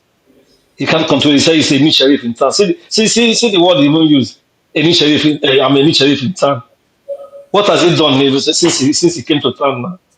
How many courts or harassment or even robbery has he stopped? It's just unfortunate. They like picking on somebody when they see somebody who is gentle, who is not like them, who plays politics in the real sense the way it should be played. they tend to want to go after him. But like Omodisa, I want to urge my people from the south is not to get angry with our brothers and sisters in the from Edo State or any part of Nigeria because we are peace-loving people. Everybody are peace-loving people. It's just these politicians. This will tell Nigerians that look at your true enemies. Your true enemies are these disgruntled politicians who don't even have characters, who under normal circumstances are not even supposed to be there in the first place. We know how he came to become governor. So the people should see him for who he is. Even his people in the city, they shouldn't use him to mark him out, to say, oh, is this the way you want to do? We'll be watching you. So that is what I believe everybody should condemn it. Even his APC. The other time, the National Police Secretary, Phyllis Moka, said the one he said. And then after all that was said to condemn what he said, he kept calm. Yeah, this one is not a governor. He feels he has the control of the coercive forces, the police in the state, or even the military in the state. So why will he be telling when he's coming to the state to do what? Why will he be telling? I don't think he has even read our constitution to the full. This man that they carry like a baby and put him there. He's just doing the bidding of his master. That is. If you see him talking, you know that it's not original. The way he speaks, the way he boasts, you see, it's not original. He's just whatever they tell him to do is what he's doing. So he has not read the constitution. Doesn't know what the constitution says about that. Nigerians are free to live peacefully and to move peacefully to all parts of the country. Peacefully is the key word. So he has not hurt a fly. So it's just I just feel people will come. By the time people come and condemn, he will know. Then he will realize what he has done, even if he doesn't appear. But I know he must realize. Even his pastor, if he has a good pastor, he will tell him that, brother, what you said was wrong. On Buhari's death, what I only say in that is that may God have mercy on his soul because we are not God to judge him. But if we ordinary Nigerians who lived through his 8 years in power, and some of us who were aware when he was military head of state from December 31st, 1983 to August 27th, 1985, we knew that this man is a complete bigot. He's an extremist, someone like not supposed to be at the helm of affairs, even because of the way Nigeria is screwed. He did a lot of things. In his 8 years in power, he didn't better the life of Nigerians one bit. The people who supported him from the north, if for me, if this man had even done well for the people of the north, the other people in the north, I will even salute him. But he turned his back against them and started doing what he was doing, causing chaos everywhere, allowing foreign terrorists to come into our country from his own ethnic group to ravage the country. Now Boko Haram that was concentrated mainly in Borno and few states in the north, now spread everywhere. Banditry, as they call them, they are not, but they are terrorists. It's spread everywhere. Nothing was moved. The economy was tanked. He borrowed so much money, messed up the economy, printed money, and all that. The man in power now is following his blueprint, and people want us to say he did this, he did that. He did nothing. He pushed Nigeria backwards, even decades behind. It's so sad that we are having this kind of discussion on him. May God have mercy on his soul, like I said. We all will pass on one day. That is all I have to say about him. On Tinubu's appointment, sure, you know he always plays politics. He has seen this coalition. Yes, this coalition coming up may have signaled to him that this is not easy, or this is not going to be easy. So he has started appointing people in the north. He said, I think you're the one who read out the list of his appointees. Most of them are northerners. He's trying to use it to appease, but everything boils down on the people. What does the people want? If the people want to still go the same way, okay, he has appointed some people from my own ethnic, so we are supporting him now, and he still goes ahead to mess everybody up as he's doing currently. Things are expensive in the market, nothing is moving. Let them continue. We are all going to feel the pain. But if they know that they want to get back their country, they should push those things aside because those things will not benefit them in any way. He's just throwing food to the boys. He's appointing prominent men's kids and all that. But his son, who doesn't even need anything from him, who will continue to enjoy his father's stolen wealth till whenever. He's the one who's giving appointments. Will that one turn that bank around? I don't think so. All right. Let me stop here so far. Thank you. May I ask him the question? With all you have said, Give me reasons why God should have mercy on his soul. Oh, okay. No. But James, as I know you said you're an atheist or so, but some of us who are Christians or Muslims, we believe that we are living by the grace of God. So that is why I say let God take control. Let God judge him. That is it. Thank you. Right. Thank you. Coming to, we don't want Chinook. Okay. Boom Boom Ray, half of Turkey's Europe. Your name has changed many times, but it's still always going to be Boom Boom Ray. Good to see you, brother. You too. So we're discussing these topics. I know they're not your favorite topics, but I'd like you to chime in on it. And of course, you can bring in actually before you speak. Let me play this so that you can add it to your submission, because I know that when the second show starts, you might not get a word in. So let me play this to usher your submission. He's a terrible Fed chair. I was surprised he was appointed. I was surprised, frankly, that Biden put him in and extended him. It is my pleasure and my honor to announce my nomination of Jerome Powell to be the next chairman of the Federal Reserve. So that's the Donald Trump. And also, I'm sure you've seen that he sued Wall Street Journal over the Epstein report for $10 billion. So I know that's something that, you're interested in. But let's start with Nigeria. And in rounding off, you can touch on the American politics before you round off. So you've listened to it, so I don't need to introduce the topics to you. Well, for me, I didn't listen to the Ado one. I haven't heard the interview that everybody is talking about. Should I play it for you? It's about 30 seconds. Oh, that's fine. Yeah. I like okay. Actually, Rudolph had it. You carry on. I'll see if I can get it for you. Right. Carry on, So I didn't listen to it, but I got the gist of it from everything everybody is saying. Right. So I'm not going to expound on it because, of course, I don't want to talk about what I don't know. But with regards to Buhari's death, I really think, and I always thought about this even when he was alive, that, and again, I'm not discounting whatever anybody's lived experience is. So everybody has a reason why they have a gripe. At least I would hope they have a reason why they have a gripe and are wishing ill on a person that's passed away. But for me personally, I'll take Ndubusi's position where I think I'd just rather stay away from speaking ill of the dead. Now, again, like I said, maybe if I was in a position, I might take the same stance. But I think a lot of people on here, and I've always believed this, are really unfair to Buhari. And why do I say that? Obviously, I wasn't around when he ruled the first time. But without getting personal, well, let me forget the personal aspect. We've read our archives, okay? So I'm quite educated in this kind of topics. If you want to blame Buhari, because I heard like Mr. James talk about how he was a despot, and I heard Tony talk about the two people that got killed based on the retroactive laws, the drug laws. We have to remember, first of all, that Buhari was not a main participant, at least depending on whose version of the coup we believe. Buhari was not a main participant in the coup of 83. He was only brought in, now not saying he wasn't aware of it, because there was a certain brigadier or major, Daniel Bamdele, that actually went to tell him, because it was a GOC, 3rd Mechanized Division, and he went to tell Buhari that he heard that there was a coup in the offing.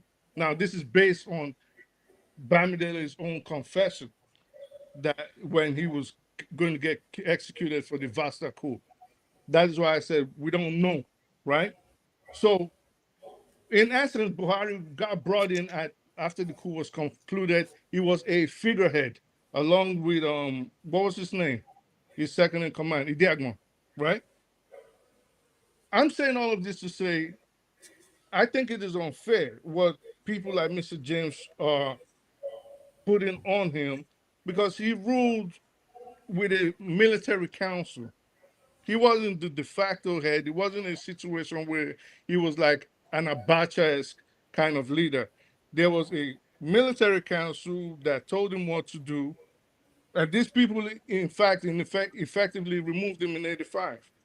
So if we look at it from that position, I think it is unfair to just tag all the ills of that year and a half dic- dictatorship on just one man. Now, if we want to come to the civilian period of his term, did Buhari personally, to me, did he reveal himself as a bigot? I'd say to a good extent, yes. Did he reveal himself as being a lover of nepotism? Yes, he did. But also, we have to look at this man and say, what things did he do for Nigeria? There were several highways, like the Bono one, that had been moribund for the last 17 years.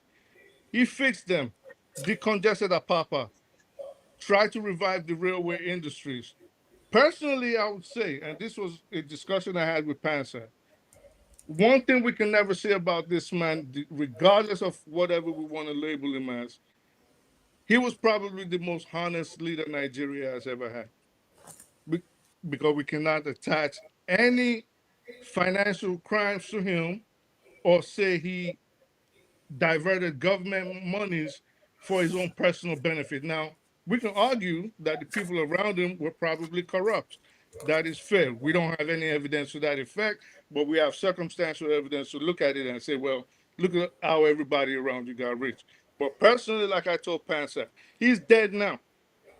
Everything I used to hear on this show before was, oh, he's waiting to spend the money. He's waiting to spend the money. He stole tens of billions of dollars from the treasury. When is he going to spend it now? In his grave? So that leads me to say, maybe this man was honest. Maybe we want to give him some credit for what he did. Because in all reality, Nigeria has never had a good leader. If we want to go that route, Nigeria has never had a good leader, at least not one we can be proud of. Not from 1960, not till 2025. But then if we want to gauge the bad amongst the worst, I think Buhari might actually stick his head up higher than a lot of people, maybe even better than the IBB, for example, or better than the Abacha, for example. So, in essence, I just think maybe we want to be kinder when people pass away and not gloat, because it is inevitable that all of us are still one place we're all destined for is the grave. Not trying to tell anybody how to speak. I just think it'd be kinder to show some kind of respect for the dead. Okay, thank you. Well, I think what I would say to that is, off the back of the comment people have made regarding Buhari's death, do you think they're gloating or maybe unkind? I don't think they're gloating. I think it's just that the remarks you probably say they're harsh, and like you rightly said, based on their personal experience. Like me, for example, my family suffered loss linked directly to Buhari 1983 coup, financial loss, loss of life directly. So if someone like me was to speak now, I have no kind words to say about him. I don't care how many bridges he built. So maybe this is part of the reason why people are saying things they're saying. And I think, like you said, all of us would eventually, nobody's going to make it out alive. We're all going to die one day. That's the only way you go. So I think it's instructive for all of us to also, you know, have a look in the mirror and probably do better. You can't please everybody, but I think all of us are writing our own funeral program. Epitaphs. So, yeah, exactly. And when we pass away, people would read it. And at that point, we can't change what has been written because our actions would determine how people will speak about us when we're gone. It won't always be positive. Jesus, the prophet, peace be unto him, people would speak differently about them today, regardless of who they are. Wow. So if you look at when Jimmy Carter passed away recently, it was mostly positive. Mm-hmm. When Trump is gone, it's not going to be the same. There'll be positives, but it'll be different. Right. I give an example where I spoke. I'll be done in 2 seconds. Where I spoke somewhere during the week, and I said, if you ask the people of your state to speak about two of their late governors, Bola Ige, one of the people Buhari coup kicked out in 1983 in Oyo State, and Ajimobi, who passed away during COVID, who said he was the constitutional authority.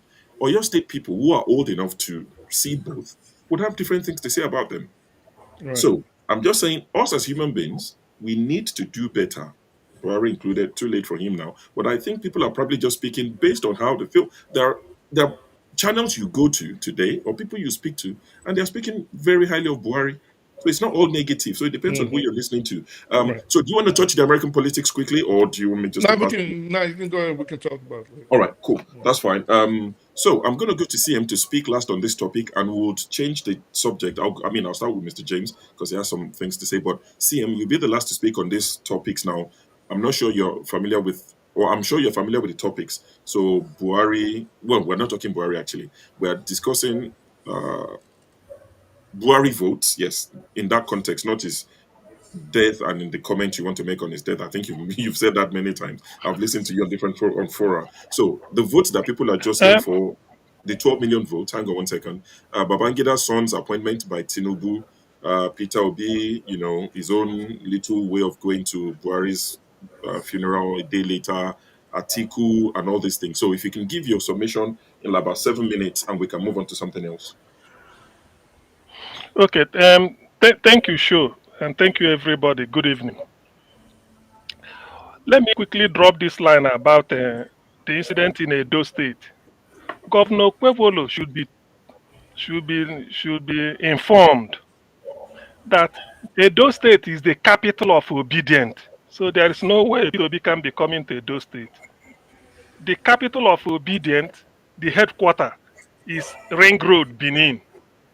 Because that was where people waited for P2B from 8 o'clock or 6 o'clock in the morning till 10 p.m. without going anywhere, waiting for him. So that hasn't happened anywhere in Nigeria. So as for sure, what Okpebolo said about Obi, he just misguided. I don't know, he just being overly, I don't know, enthusiastic of the job or what. He need not say that. You can't stop Obi from coming. Rather, he should have played smart politics.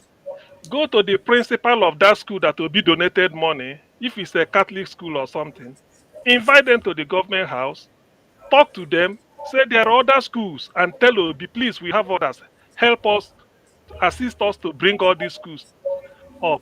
Obi will do it. So but this idea of trying to be more Catholic than the Pope, threatening Obi is uncalled for. It shows that he's really not enlightened, but I don't want to say. I think Omoru have said the whole thing, so I don't really want to join issue. But one thing he should know is that nobody can stop P2B from coming to Edo State because obedient headquarters is in Edo State. It's as simple as that. Now, regarding Buhari,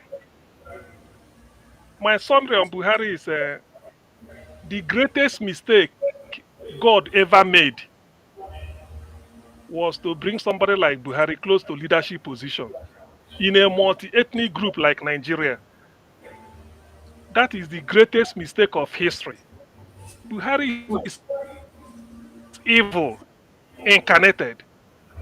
Look at why he came into politics. Let's leave military. I will come back to that. Buba Galadima said, because Ilori is a Yoruba town, any day, any time. I'm not Yoruba, but Ilori is Yoruba. Ilori belongs to Yoruba people. So if OPC is trying to, say something that they should have a foothold there, what is wrong with that? They have to go and tell Buhari come into politics to be able to secure it. So they are still fighting a war of 1804. That is wrong. So Buhari did not come into politics to better the record of Obasanjo because he contested 2003 against the OBJ. He's not coming to make the economy better, Nigeria better. He's just coming because of according to them, OPC want to take over Ilori. Can you imagine? Ilori is a Yoruba town, for God's sake. It's not in question. So in Buhari's world, only two things matter. Either you're a Fulani or you're a cow. That's all. If you're a Fulani, then he will treat you well, or you're a cow, he will look after you. Apart from that, nothing. This was Buhari that kept Ekwueme in Kirikiri in a small room with a bucket for toilet and for urine, and put Shagari, a Fulani man, Temple Road, Temple Road, Ikoyi. That's why he kept Shagari with a cook and steward to look after him.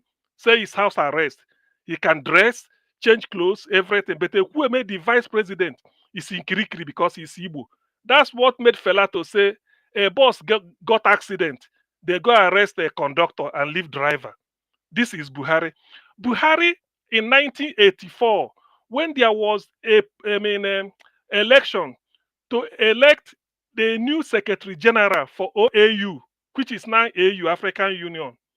There's a man called Ide Umaru, the foreign secretary, foreign minister of Niger Republic. He's Fulani. He's competing against another man, Dr. Peter Ono from Nigeria, competing. They are on the same ballot. Buhari, as head of state, he voted for Ide Umaru of Niger Republic. That was what enraged Julius Nyerere of Tanzania to say, what sort of country is Nigeria? That their president was even campaigning for Ide Umaru. Ide Umaru is Niger. Peter Ono of Nigeria, he didn't care about it. And he's the president, he's the head of state of the country. And somebody will be telling me Buhari should, all this nonsense. Then leave that one apart. Now come back. Now come back to what he did under as a civilian head of state. Why on earth should you call Ndi Igbo a dot in the circle? Ndi Igbo can point to ancestral origin in that geographical space called Nigeria. Fulanis are not indigenous to Nigeria. They are not indigenous to Nigeria. Yet you are calling Ndi Igbo dot in the circle. And if they mess up, you will teach them the language they understand. Thank God he has gone. Let God teach him. Let him go and teach them the language. Buhari is the worst thing to have ever happened to Nigeria. I don't know why people are just afraid of thought. What does he know? He can't even. Can he lead a local? Can he manage a local government? All he does is corruption, promoting Fulani. He pains me that Tinubu from the south, from Yoruba people who are, let me just say, liberal, traveled, educated, and Tinubu is practicing nepotism. Is it not Buhari that brought it? We were expecting Tinubu not to copy Buhari, copied nepotism. Look at. Is that the type of leader you came? Everything is Fulani. Everything is Fulani. You went and told Fulani all over Africa, displaced, that they should come and live in Nigeria, arming them to go and be killing people in the middle belt. This is Buhari. He kept quiet. When Governor Tong got to him from Benue, say, look at Commander-in-Chief, look at what I'm facing through. Give me federal troops to come and help me. He said, go and discuss with those people. They are our brothers. People that wrote a letter that they were by him. This is Buhari. 8 years of Buhari set Nigeria backwards by 1,000 years. The man should not have, in fact, that was the greatest mistake God ever made, to have brought him close to a position of power in a country like Nigeria. So, whether he's dying the second time, or according to, because he had died before, whether he's dying a second time, that's not for me to judge. But as far as I know, let nothing like that ever happen to Nigeria. Somebody will come to power because of only the Fulani people. He went to land. Okay, CM, your internet is really bad. Yeah. Is it just me, or is it the same for everyone? No, it's the same. Buhari's ghost is blocking the street. They said Buhari's ghost is affecting your internet. CM, your internet is really bad. We can't hear you.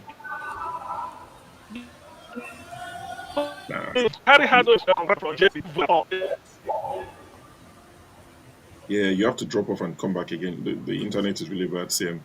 Struggling to hear you. Okay, so Mr. James, I'm going to come to you, and we're going to. Yes, actually, some members of the panel seem not to be happy with my stand against It's okay. Buhari. It's okay. They don't have to Um, be. yes, when I Uh, first spoke, I spoke on what happened during his military administration. Now, let me just mention some of the things he did while he was a civilian president. Now, his authoritarian tendencies led to the massacre at Lekki Peninsula. I'm sure nobody would, it's indisputable. Now, his economic mismanagement of the country. The country suffered two recessions during his administration. Naira lost 70% of its value during his administration.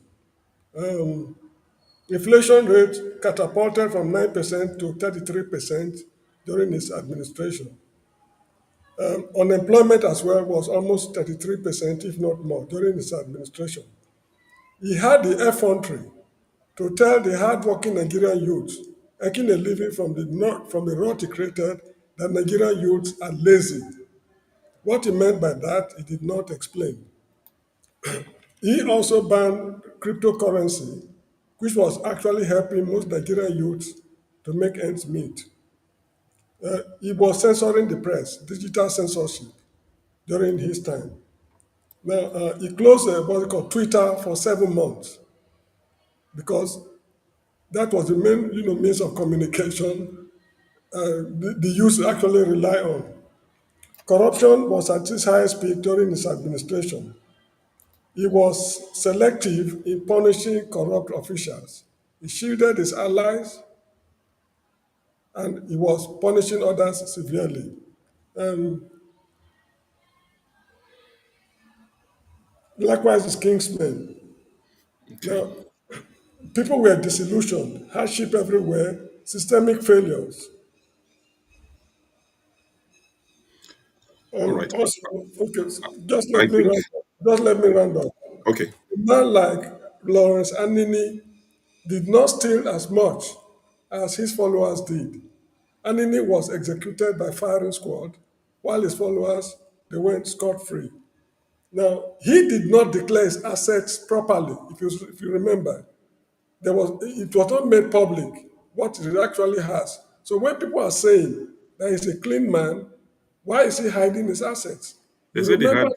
had 10 cows. Abi, how many cows? Okay, thank you. Now, if you remember, during the Obasanjo's military government, he was the Minister of Petroleum. 2.8 billion naira got lost from the Federation account. This was revealed by Olushola Saraki, who said that the money was paid into a private account, Midland Bank in London. Fela sang with it till he entered his grave. Nothing was done. You remember this guy, the artist called Sophia. His brother was executed by firing squad. What happened? The boy was caught with drugs, I think somewhere in Nigeria, I cannot remember. When he was caught, the penalty for that offense was not death by firing squad. So, against natural law, what we call natural justice and international conventions, when Buhari came, he promulgated a decree which he backdated. Osofia's brother was in detention. Actually was on what we call bail. He told his father that I want to jump bail because of the situation of the country. The father said, as a mark of honor, somebody stood bail for, what you call, was your shorty. You will put him in trouble. Please, never you try it. When he reported to the police, he was trapped. From there, he was taken to the execution ground and he died by firing squad. This same Buhari you are seeing. Now, he executed drug traffickers. There was a lady who was caught in Saudi Arabia with drugs. They were concocting stories. The federal government of Nigeria, Muhammadu Buhari, did all they could underground to secure the release of that lady. So how do you expect me to have regard for him? This is a man who don't even have a Cambridge Overseas School certificate. He lied to you and me that he attended the secondary school. We agree, he attended the secondary school, but it was a failure. He was not bold enough to tell the people that he failed. So that's another funny thing. Now, when you are talking of a clean Buhari, his wife, Aisha Buhari, Googled her name in relation to a corruption scandal involving billions of dollars. If he is not stealing money, his wife should be as clean as a whistle. But the wife was, in fairness to her, she was not found guilty nor even tried. But she was accused of certain deals involving a huge amount of dollars. He is the most incompetent man that existed in Nigeria. Of all the Okay. opportunities he had, all the opportunities, Minister of Petroleum, Governor of Northeastern Nigeria, and what have you, according to, I think, Sowore, all the things this man placed his hand, he demolished everything. He built nothing. He was a sickler. He never thought it wise to even build a hospital in Nigeria. As I said earlier on, may he not reincarnate. May his soul roast in hell. And it's a pity if God exists. God actually was very unfair to us because this man should have died more than once. But unfortunately, he died only once. If God exists, he owes us an explanation why a man of his type should die only once and All not right. more than once. Please round off, by James. And please, I just want to mention something. Lastly, I agree, as members of the human race, we are all on death row. We are all death row inmates. It's just a question of time. One after the other, we shall quit the sin. But please, as long as we are on death row, every one of us should do what will not make people to speak ill of us when we die. That is my plea to humanity. Thank you very much indeed. All right. Thank you, Mr. James. Well, you've said your piece on Buhari. There's a conversation I'm having with Dr. Damages. I saw something, I don't use Facebook, but someone sent me a screenshot from Facebook. And this, I think Dr. Damages' friend or, acquaintance, Farouk Perugi, he apparently posted something on Facebook a few days ago saying that, or he claimed that Aisha Buhari divorced her husband before he died years ago, that they were no longer married. I saw that, and he's meant to be somebody in the know, at least, or is he a journalist? I don't even know. So I've told Dr. Damages to try and bring him back. It would be nice to hear from him on this particular. Not that it's relevant, it's going to change anything, but the guy claimed that they were divorced. That's news to me. Anyway, so let's move away from this slightly, and we're going to talk about the Igbos and Ghana, the Igbos in Ghana, the installing of an Obi, the Emir, the Eze, the whatever it is. I have a video, and I think Dr. Damages played it earlier as well. But I'm going to play the video of the gentleman in question. The video you are seeing on the internet that I said will build Igbo village was made 2013, 12 years ago. If you look at my age now, my age then, that time no small baby. And then you can see the video how young I was 12 years ago. Now, we have no piece of land acquired in Igbo Pram for that project because it did not come to pass. Nowhere in Ghana we bought land for Igbo village till now, till tomorrow.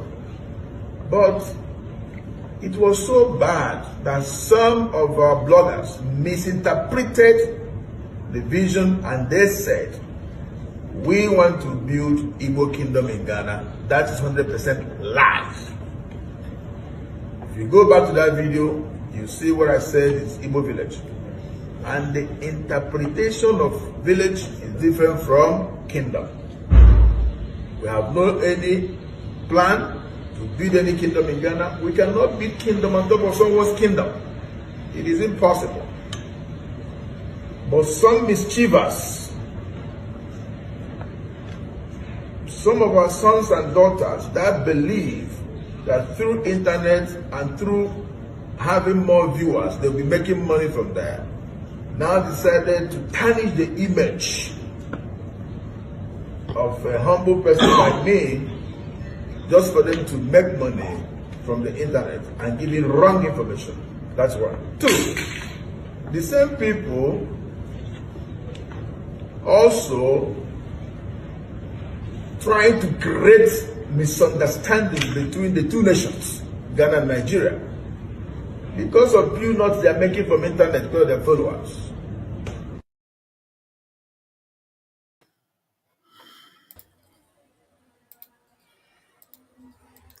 Okay, so that's the video. I thought I would share that, and that can, lead us into the next conversation. We finish in about 45 minutes. Forefathers is going to be hosting the second show, the part 2 of the show, exactly 9 p.m. Lagos, UK time, whatever time that is for you guys, and the rest, rest of the world. Jide, 1 second. I'll come to you. Don't worry. So, the gentleman has come out to say that the claims are not true, that the intention was to build an Igbo village and not a kingdom. So the question is that enough for people? Or do people still think there's an issue with, them having an Igbo village where they just want to live amongst themselves and things like that? So, Mr. James, I'll give you 5 minutes to talk on this. Is that enough? Because I just want to pass the Yes, microphone around. yes. In the interest Okay, of others, I think it's enough. Thank you so please. much. 5 minutes. Thank you. You see, I followed this matter carefully for the past 3 weeks or so. It's a very sensitive matter. You can blame the Ghanaians, and at the same time, you can exonerate them completely. Now, the truth is this Igbo king, as he called himself, should I say misbehaved? Because what he did in Ghana, if he happened to try it in Nigeria, the reaction of the people will be very, very violent. But the Ghanaians were not violent. But one thing is this: in a video clip recorded some years ago, he categorically stated that he bought 50 acres of land somewhere in Greater Accra region, the domain of the Ga Manche, that is the king of Accra, the Ga people. Now, who sold the land to him, I do not know. It could be an estate agent or the Ghana Traditional Council. He said he's going to build a village, an Igbo village, where they grow Igbo traditional vegetables and things like that. And he's going to build an estate which he will sell to the Igbos when they come there. And in future, he believes that there's going to be an Igbo president. That when the Igbo president comes to Ghana, he's going to lodge in the Igbo village. They're going to build a school where they will teach people and the children how to speak Igbo and quite a lot of other things.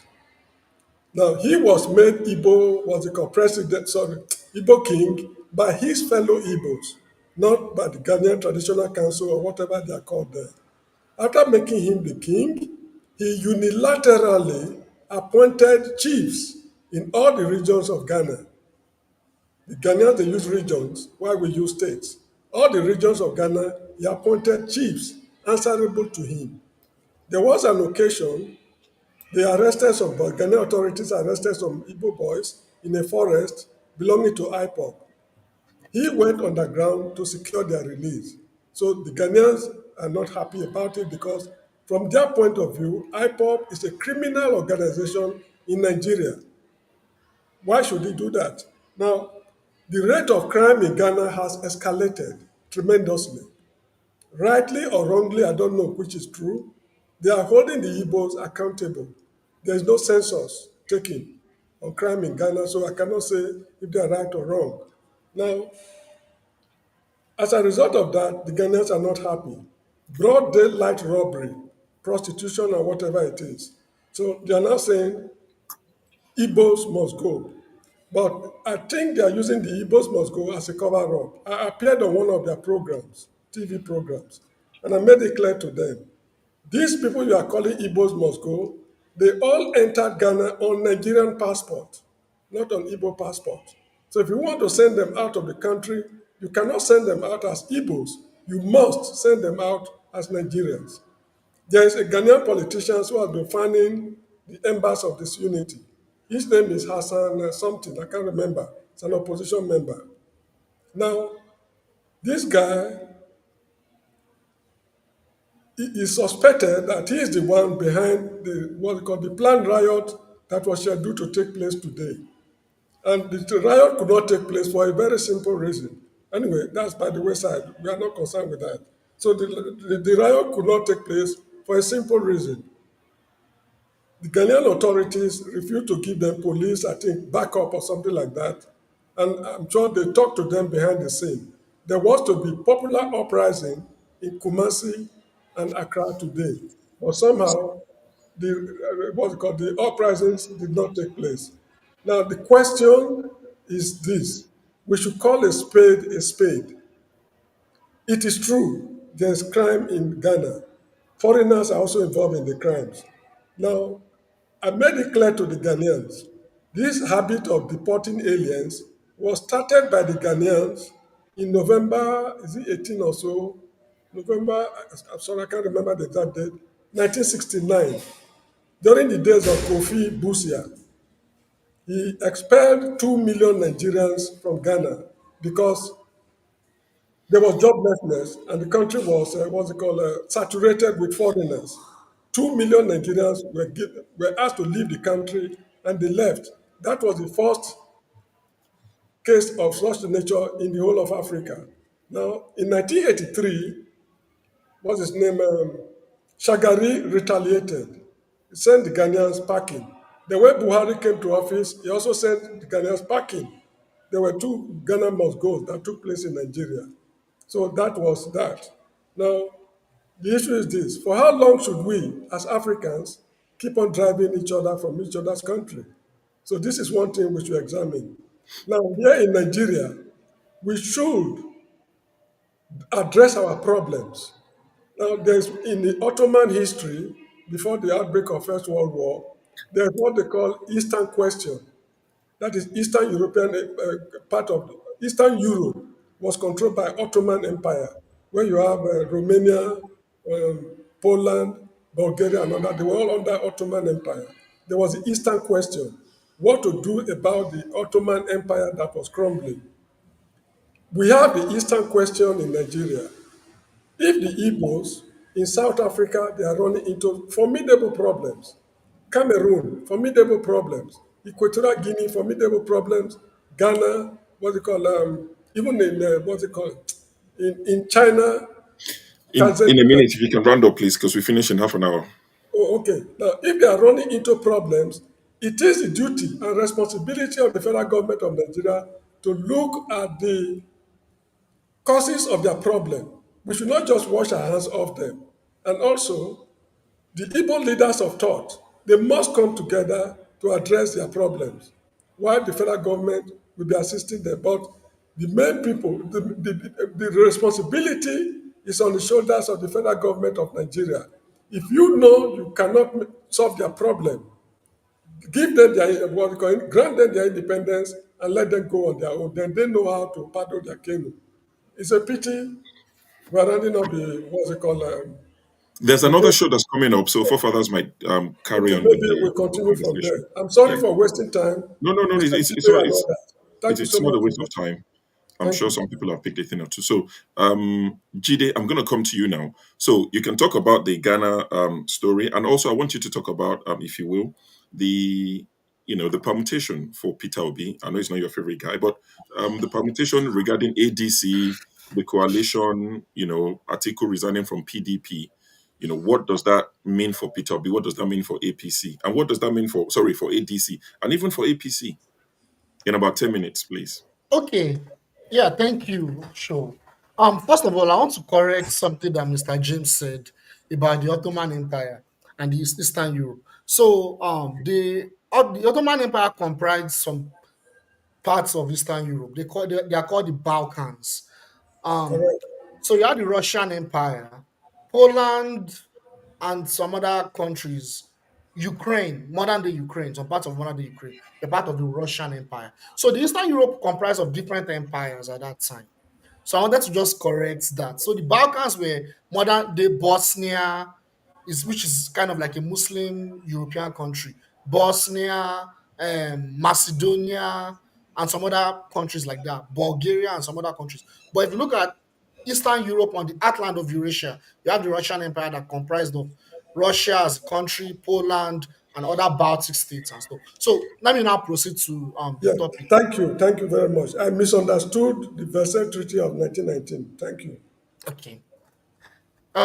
So yeah, I wanted to talk about the question of the controversy of some Igbo men taking over land in Ghana. So now these are my questions. The first question is, what is their legitimacy on that land? That's number one. What's their legitimacy? Number two, are they trying to what is exactly is their agenda? Because from what I saw, he's claiming like, it's a community of people, that are just on that land, they established because here in the US, you have some places where you have enclave of certain race or ethnic group. You know what I mean? So why exactly is it like they stole the land illegitimately? Is it like they got the land through violence? Also, is it like they have an agenda? What is their agenda? And when you talk about the crime, how what is the demography of those criminals? Are they Nigerians? I don't want to say if they're Igbo. Are they Nigerians or are they Ghanaians? Because we need to put those things into context, right? Before we make a conclusion.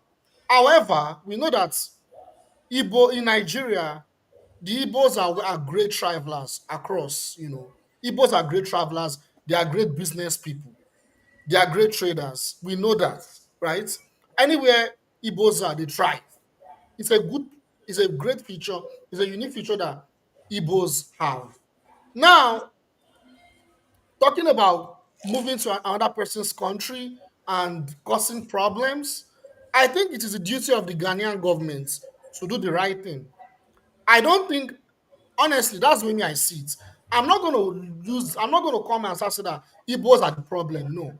It is the duty of the Ghanaian government to do the right thing, to prosecute them if they're committing crime. And if they're not committing crime and everything they're doing is legitimate and is legal, I'm not here to blame them. So it's a very touchy subject. But my own big picture is that when in Africa, in sub-Saharan Africa particularly, when can we have freedom of movement? Where Africans can move from one place to another, where there's freedom of movement without all these restrictions, and we have legitimate rights, to exchange culture, ideas, and all that, without all these artificial borders. That's a rhetorical question. I don't have an answer to that.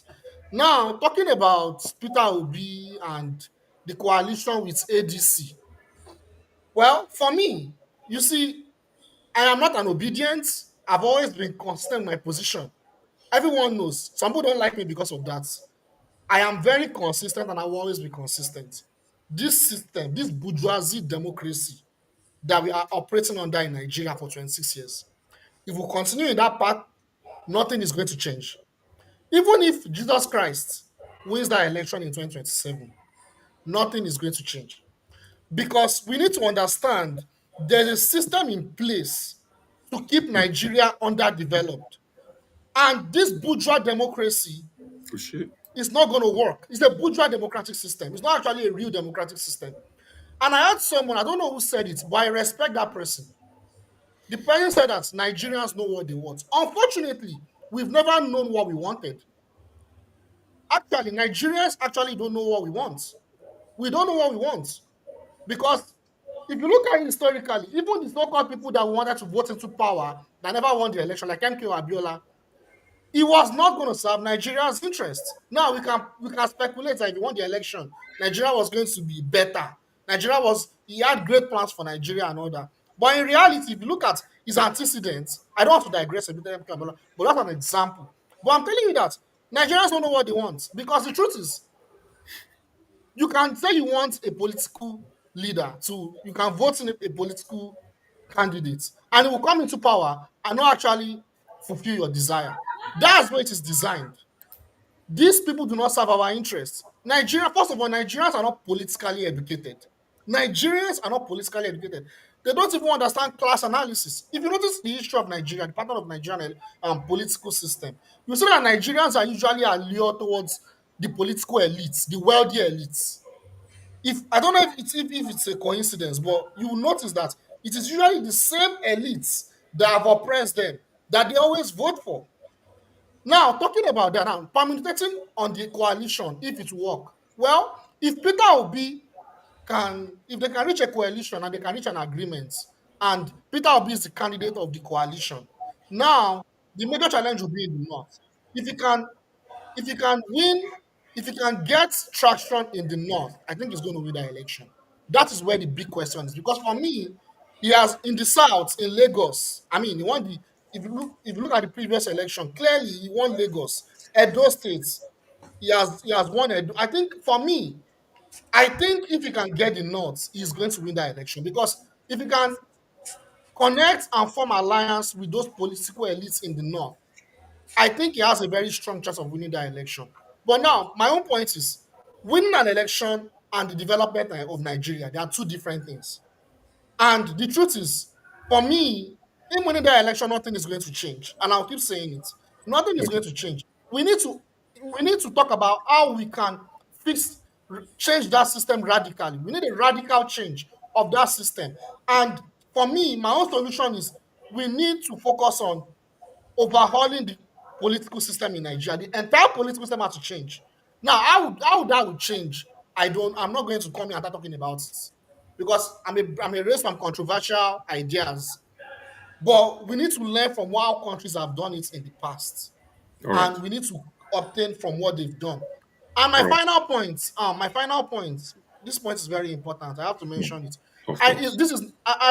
like the way this show is organized, but I want to mention something. It's not peculiar to show or Dr. Damages like anchoring the show. I think that's more of forefathers.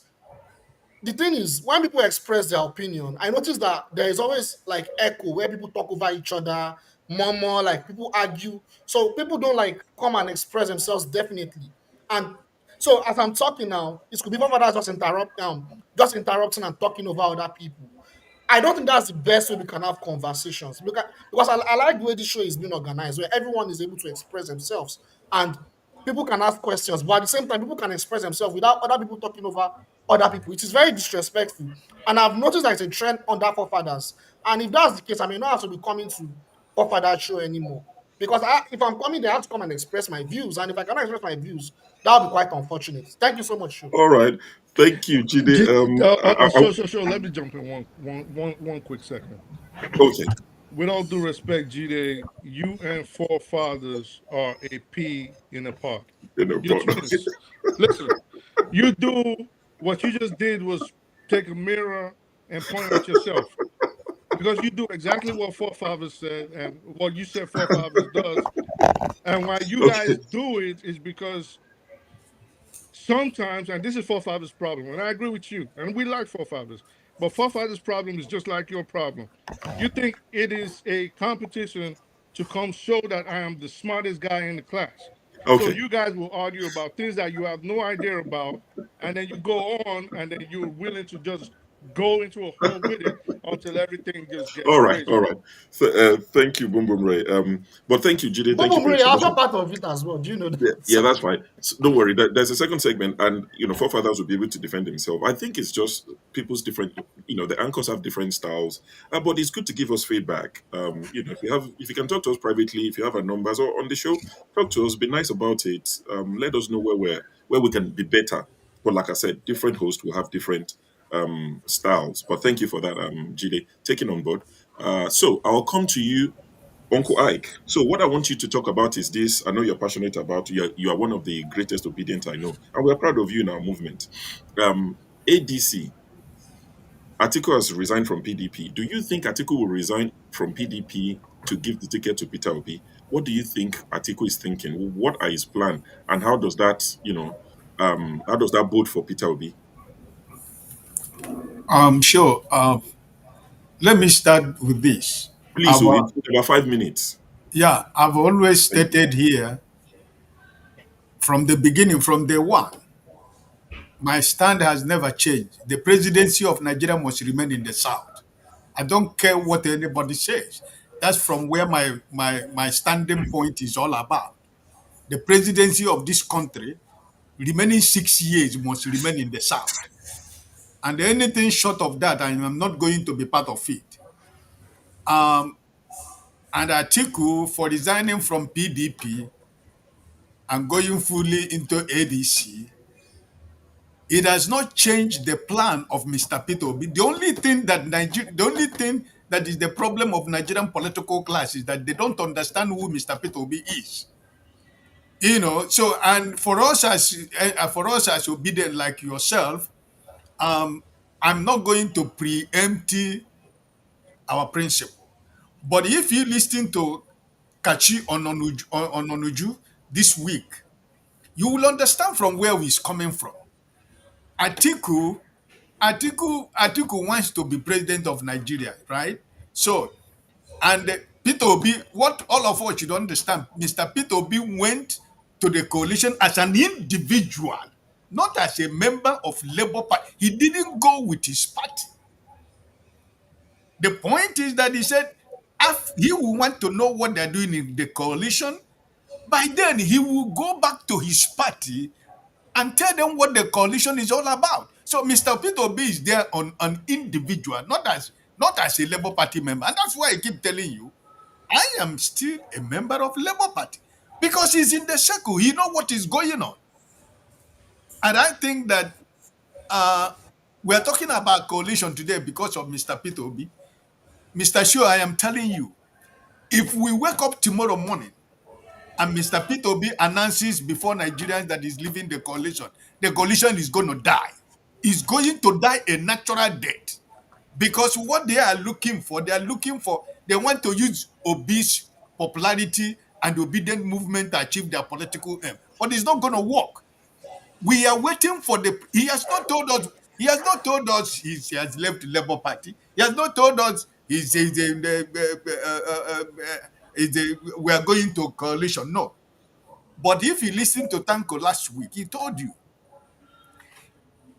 if Mr. Peter Obi do not get the presidency of the so-called coalition, we have a platform that is going to be in the ballot in 2027. He didn't just wake up in the morning and make that statement. And if you have been listening to Dr. Kachi Ononuju for the past 1 week about the genesis and the formation of obedient movement and what has transpired, how it came into being, the people that were brain behind it, and how our principle was convinced to become, and the people that played an important role into making Mr. Peter Obi to say, yes, I am going to go to this election alone. So I think that for me personally, it doesn't matter whatever anybody says. The presidency of Nigeria must remain in the South, and nothing will change that. If Atiku like, let him resign 1 million times from PDP. It doesn't change anything. Because I don't know why the people in the North always, when the South is in power, if the South cannot stay 2 years, they're already hungry for power. No, it's not going to work. It must remain in the South.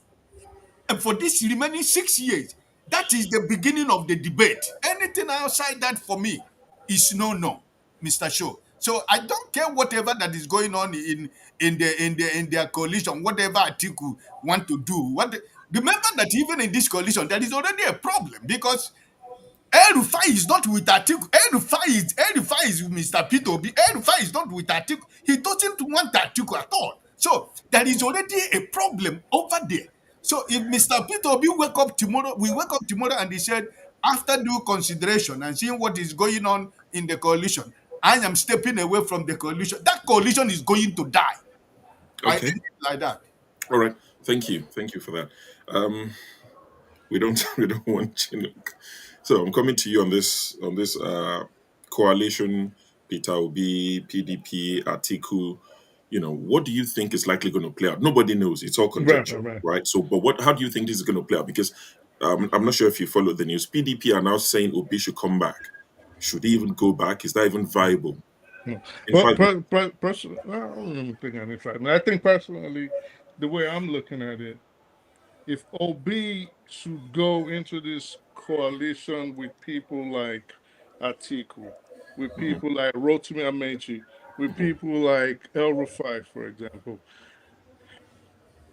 El-Rufai, for one, I think is a good administrator. But El-Rufai is someone that will scare me if he was ever to be president of Nigeria, based on certain pronouncements he's made with regards to his defense of the Fulanis. So you go into a coalition with people like that, I think inevitably, and this is my permutation, right? If he goes into that coalition with the likes of Atiku, who we know is uber corrupt, and he loses, and he decides to pull the same thing he did in the last election, where he lost the primaries, then ran to another party, he's going to completely destroy his political legacy. That's just it. Because now what the people are going to start looking at him like is, this is a very disloyal person. He cannot adhere to agreements, and whenever he loses, he becomes a sore loser, and he tries to take down people that were formerly his partners. He tries to take them down. This is this is just my opinion. I think it'll be already. I think he's making a big mistake trying to form an alliance with this kind of people, especially if you're going on the premise that you are this, like I just said, you are, is clean, not verbatim, but that was what he just alluded to. This, you're claiming to us you're non-corrupt like the rest of the career politicians, but then you're willing to work with them. He's not winning a primary against Atiku. The Nigerian political sphere is not that sophisticated yet, especially with this I know they give shishi mantra. You got to pay. I know they give what? Shishi. I know they give shishi. You got to pay. You got to pay something. And if you're not willing to pay, you're not winning. You're not beating Atiku. Forget about it. You're deceiving yourself. You're just lying to yourself. And if you get in that coalition and you decide to run, can you just imagine him running under Atiku? He's No, I 64 cannot. already. So both of them do not have time. You are coming to the table with a lot of leverage. 6 million votes. Let's even assume the votes were counted correctly, which we know they weren't, right? So I would assume that you have more supporters than that 6 million the government allocated to you before they selected the present president, right? You have 6 million backers. You can do something on your own, not with those people. And I'm just gonna say, and I'm gonna end it like this: if he goes on and there's a primary run, he's gonna lose. And once he loses, he shouldn't come trying again because his legacy is done, is dusted. He should just sail off into into the horizon and go enjoy the rest of his days. All right, thank you for that. Kene, welcome to the show. Mazi Opara is next. I think this thing Thank have you. shifted. So Mazi Opara is Thank you, next. sir. Yeah. So it's Mazi Opara, Kene, OT, and OD who just came in, and we're going to finish by 9 o'clock UK time, whatever time it is for you guys. Is this is UK. This is the home of civilization. So we talk UK, Nigerian time. Figure it out where you live. So we have 17 minutes. And we're going to share it amongst ourselves. So I'm not going to pick a topic for you, Mazi Opara, and the rest of the panelists. So think about all the topics we've discussed. Pick the ones you want to talk about. And in about 4 minutes, please, let's be considerate of the other guys. And be rest assured, Forefathers will start a stream immediately after this. So you can always come back. So please, Mazi Opara. Yeah, thank you, Sho, and thank you, my fellow panelists. Mr. James, what Mr. James said here, what is happening in Ghana is absolute horrible. This is the man I always, respect. But what he said today about his Igbo people in Ghana, in South Africa, in Guinea, in everywhere, is absolute horrible. Okay. Look, let me tell you, this Igbophobia is unacceptable by me, by people who are not living in Nigeria. Ghana, the man that bought, or let's say that Igbo king or Igbo chief in Ghana, he has the right. If he has bought the land, I assume that he has bought a land in Ghana. He didn't steal the land. If he has bought the land and want to establish Igbo village there, what is the problem? In Lagos, you have Chinatowns. Here in Germany, you have Chinatown. You have even Lebanese town here in Germany here.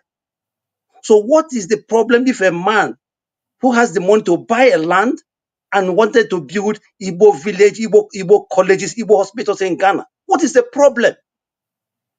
And you coming here asking Igbo leaders to come and say something, or otherwise they should think about having Igbo nation separate from Nigeria. These guys, where are you coming from? Where are you coming from, these guys? When Igbos wanted to leave Nigeria, what happened? You guys fought, murdered 5 million people to return Igbo people in Nigeria. We are staying in Nigeria today not because we wanted to stay in Nigeria, because we are forced to stay in Nigeria. And somebody coming here saying that Igbo crimes in Ghana, in South Africa, in Guinea, are you in your senses? I'm sorry. Once Nigerians when South Africans were chasing Nigerians out of South Africa, it was Igbo. But when peace, went there to bring back Nigerians, most of them were Yorubas and other places, and other Nigerians. But during that xenophobic attack against Nigerians, it was Igbos. When an Igbo man, went there to pick up those people, most of them were Yoruba people, Edo people.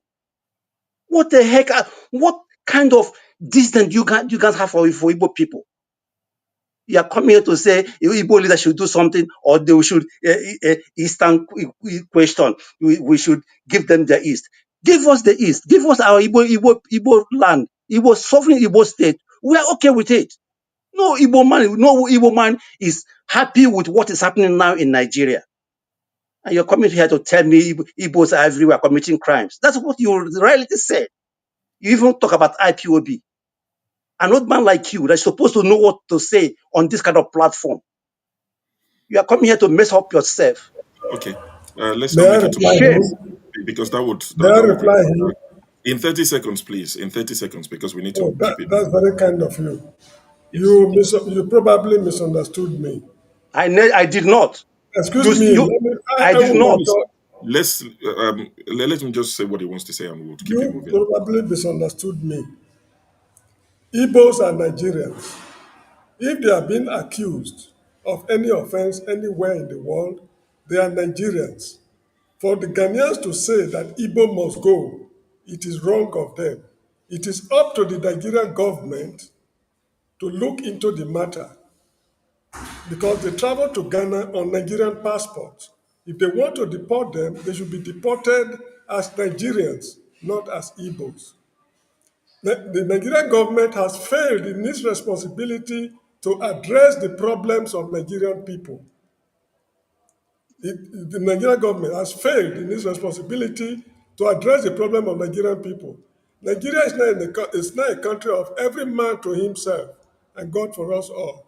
If Sunday Igboho, who committed the same offense as Nnamdi Kanu, if we are to call it offense, Igboho is a free man, and Nnamdi Kanu is standing trial. It shows that the federal government is not willing to address your problem.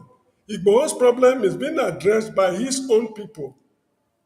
This is why I said that. Sorry, sure. Please, please, Let's go to Dr. Dan. Sorry. please a second. Let us go to Forefathers program. Please, Let's conclude James, this. you said here that Igbo leaders should do something.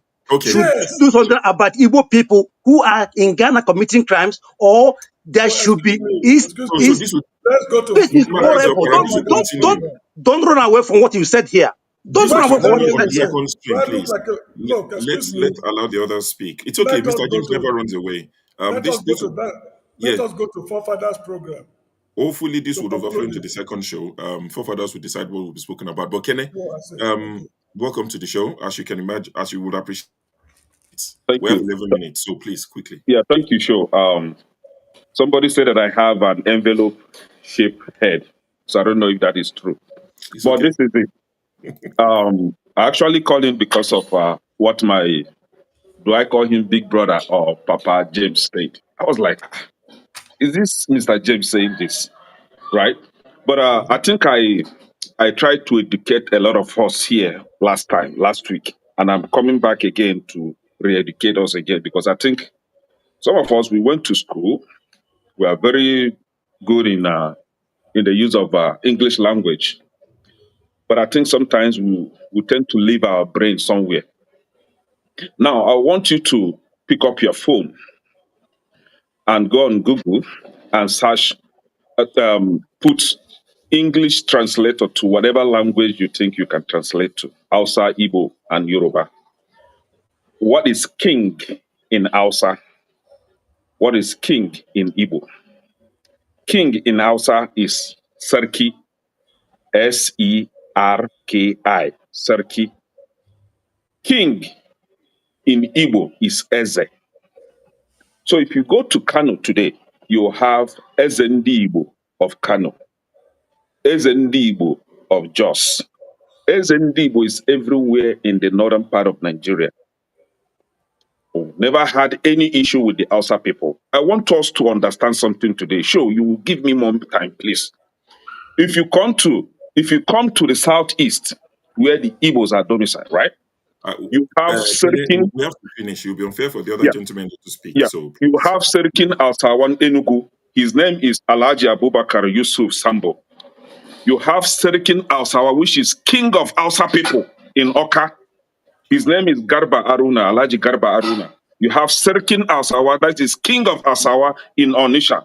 His name is Yeshau Iliasu Alhaji. Then we move to Yoruba land. Yoruba, I'm going to call you guys out today, right? yeah, go on. Now, you have Ezendibo in Lagos. They say, it can't be Ezendibo in Lagos. But you go to other people's land and become chiefs and become Eze and become kings. But you can't have it in Yoruba land.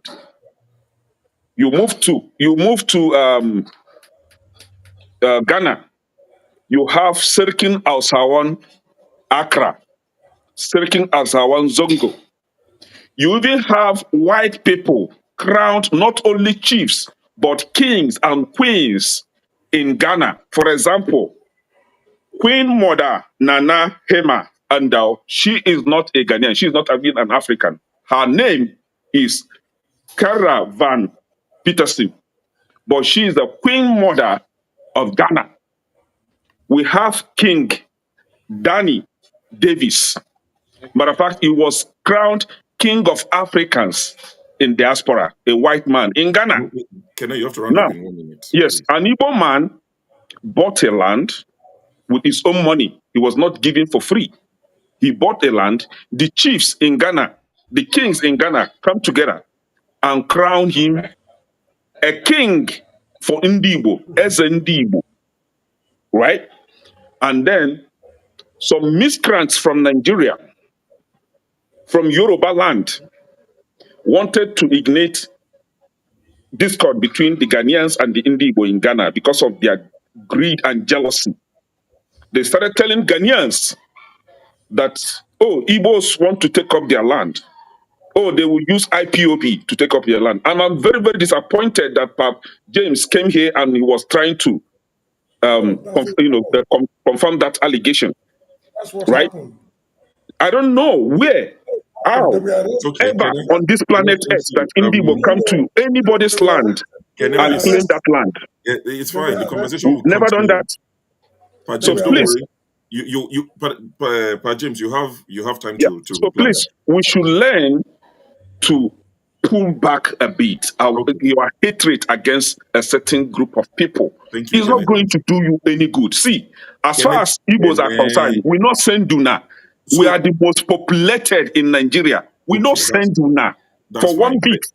We not send anybody at all. Thank you. We You appreciate can't. that You information. can never stop us. Let the That other is the Igbo thing. men speak now. The other two people, let them speak Okay. too. They might have something to say about this. So thank you. Ogauti, as you can see, we have 6 minutes left. Everyone is taking. As a matter of fact, I'm not gonna even spend more than 2 minutes now. Okay. I I'll be don't. glad. Right. I listened. I've been listening, and quite frankly, I don't think James might have misspoken. But maybe the reaction it may be kind of overboard, because I'm not sure really. I don't take it the way Kenya and Maz Opera, have taken it. Whatever he said. I mean, quite. It can be from you know, not as I said, it could be just kind of misspeaking, misunderstanding. Um, well, what's happening in Ghana is there's nothing really. It's making a mountain out of a molehill. There's nothing, buying land, having a village, and really, there's nothing there. It's just it's kind of a campaign, orchestrated by people, of course, that have bad, motives. So that's it's gone out of hand. There's no need for that. There's nothing there, quite frankly, to involve Igbo leaders and all. Well, I mean, is a local matter, local. By the way, the government of Ghana and they don't have I don't think there's a problem with as far as that concerned with the Igbos and the way they're living and carrying on their business. So invariably, this is something that has been in the age of social media. People use the platforms and then do all sorts of things. So to me, it's not perhaps a kind of thing that is going on in Lagos as well. So But your 2 minutes is done. You okay, said 2 minutes. yeah. Bye. So When he said 2 minutes, Let I me say chose my you. But piece. oh, no, no, go yeah, on. okay, okay, allow You're me talk. Quite, continuing. quite frankly, I'll give you a minute I more just don't, to round off, listen to, and we'll finish with let's Odi. be kind of be take it easy on James. I don't think what he said it was, I mean, unless I didn't No, quite I will have less than 3 minutes to speak. understand him, Yeah, and you're keeping to your but position. Don't uh, worry. Oti, it please can round off. it couldn't have been from a place of if like um what phobia or hatred or dislike or anything of the sort. So it's just All right. yeah, okay. Go ahead. I think So thank you, any Odi. So All you're right. So no the last of pleasantries. the last. Yeah, So Yeah, I'm in gonna two to go three straight to the minutes. point. I think Kene. I don't agree with Kene all the time, but he's giving a very good lecture. He who has ears, let him hear. mm, If you don't want to hear, you see, people like James, they speak well many times, but he just gave himself away. So they say from the abundance of the heart, the mouth speaketh. By their fruits we shall know them. He's already said what see, there's an Igbophobia. People are scared of the, look, I said it the other day. Igbos do not apologize to anybody. You cannot marginalize, all this marginalization talk and all, like, sorry, man, like fix yourself, all these minority tribes are even suffering more than even the majority tribes. Who is doing better than an Igbo man in Nigeria? But people say Igbo man is marginalized. This one, don't cry for us. We're doing okay. If you don't like what we are doing, just shut up and do your own. Why are you more every time is Igbo man did this one? Peter B is doing a very beautiful birthday. I speak the truth. Came here and started advising him. You're not even obedient. Don't worry, you won't vote for Obi whether Obi makes mistake or doesn't make mistake.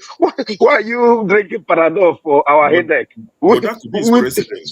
Obi could be his No, it president. doesn't matter about it. No. He won't vote for him. Whether But even if Obi if now Obi becomes the becomes Pope. president, No, you're interrupting me. You see, oh, you're a sorry, Sowore man. You have to let me talk. show worry. I don't know where you have to let me talk.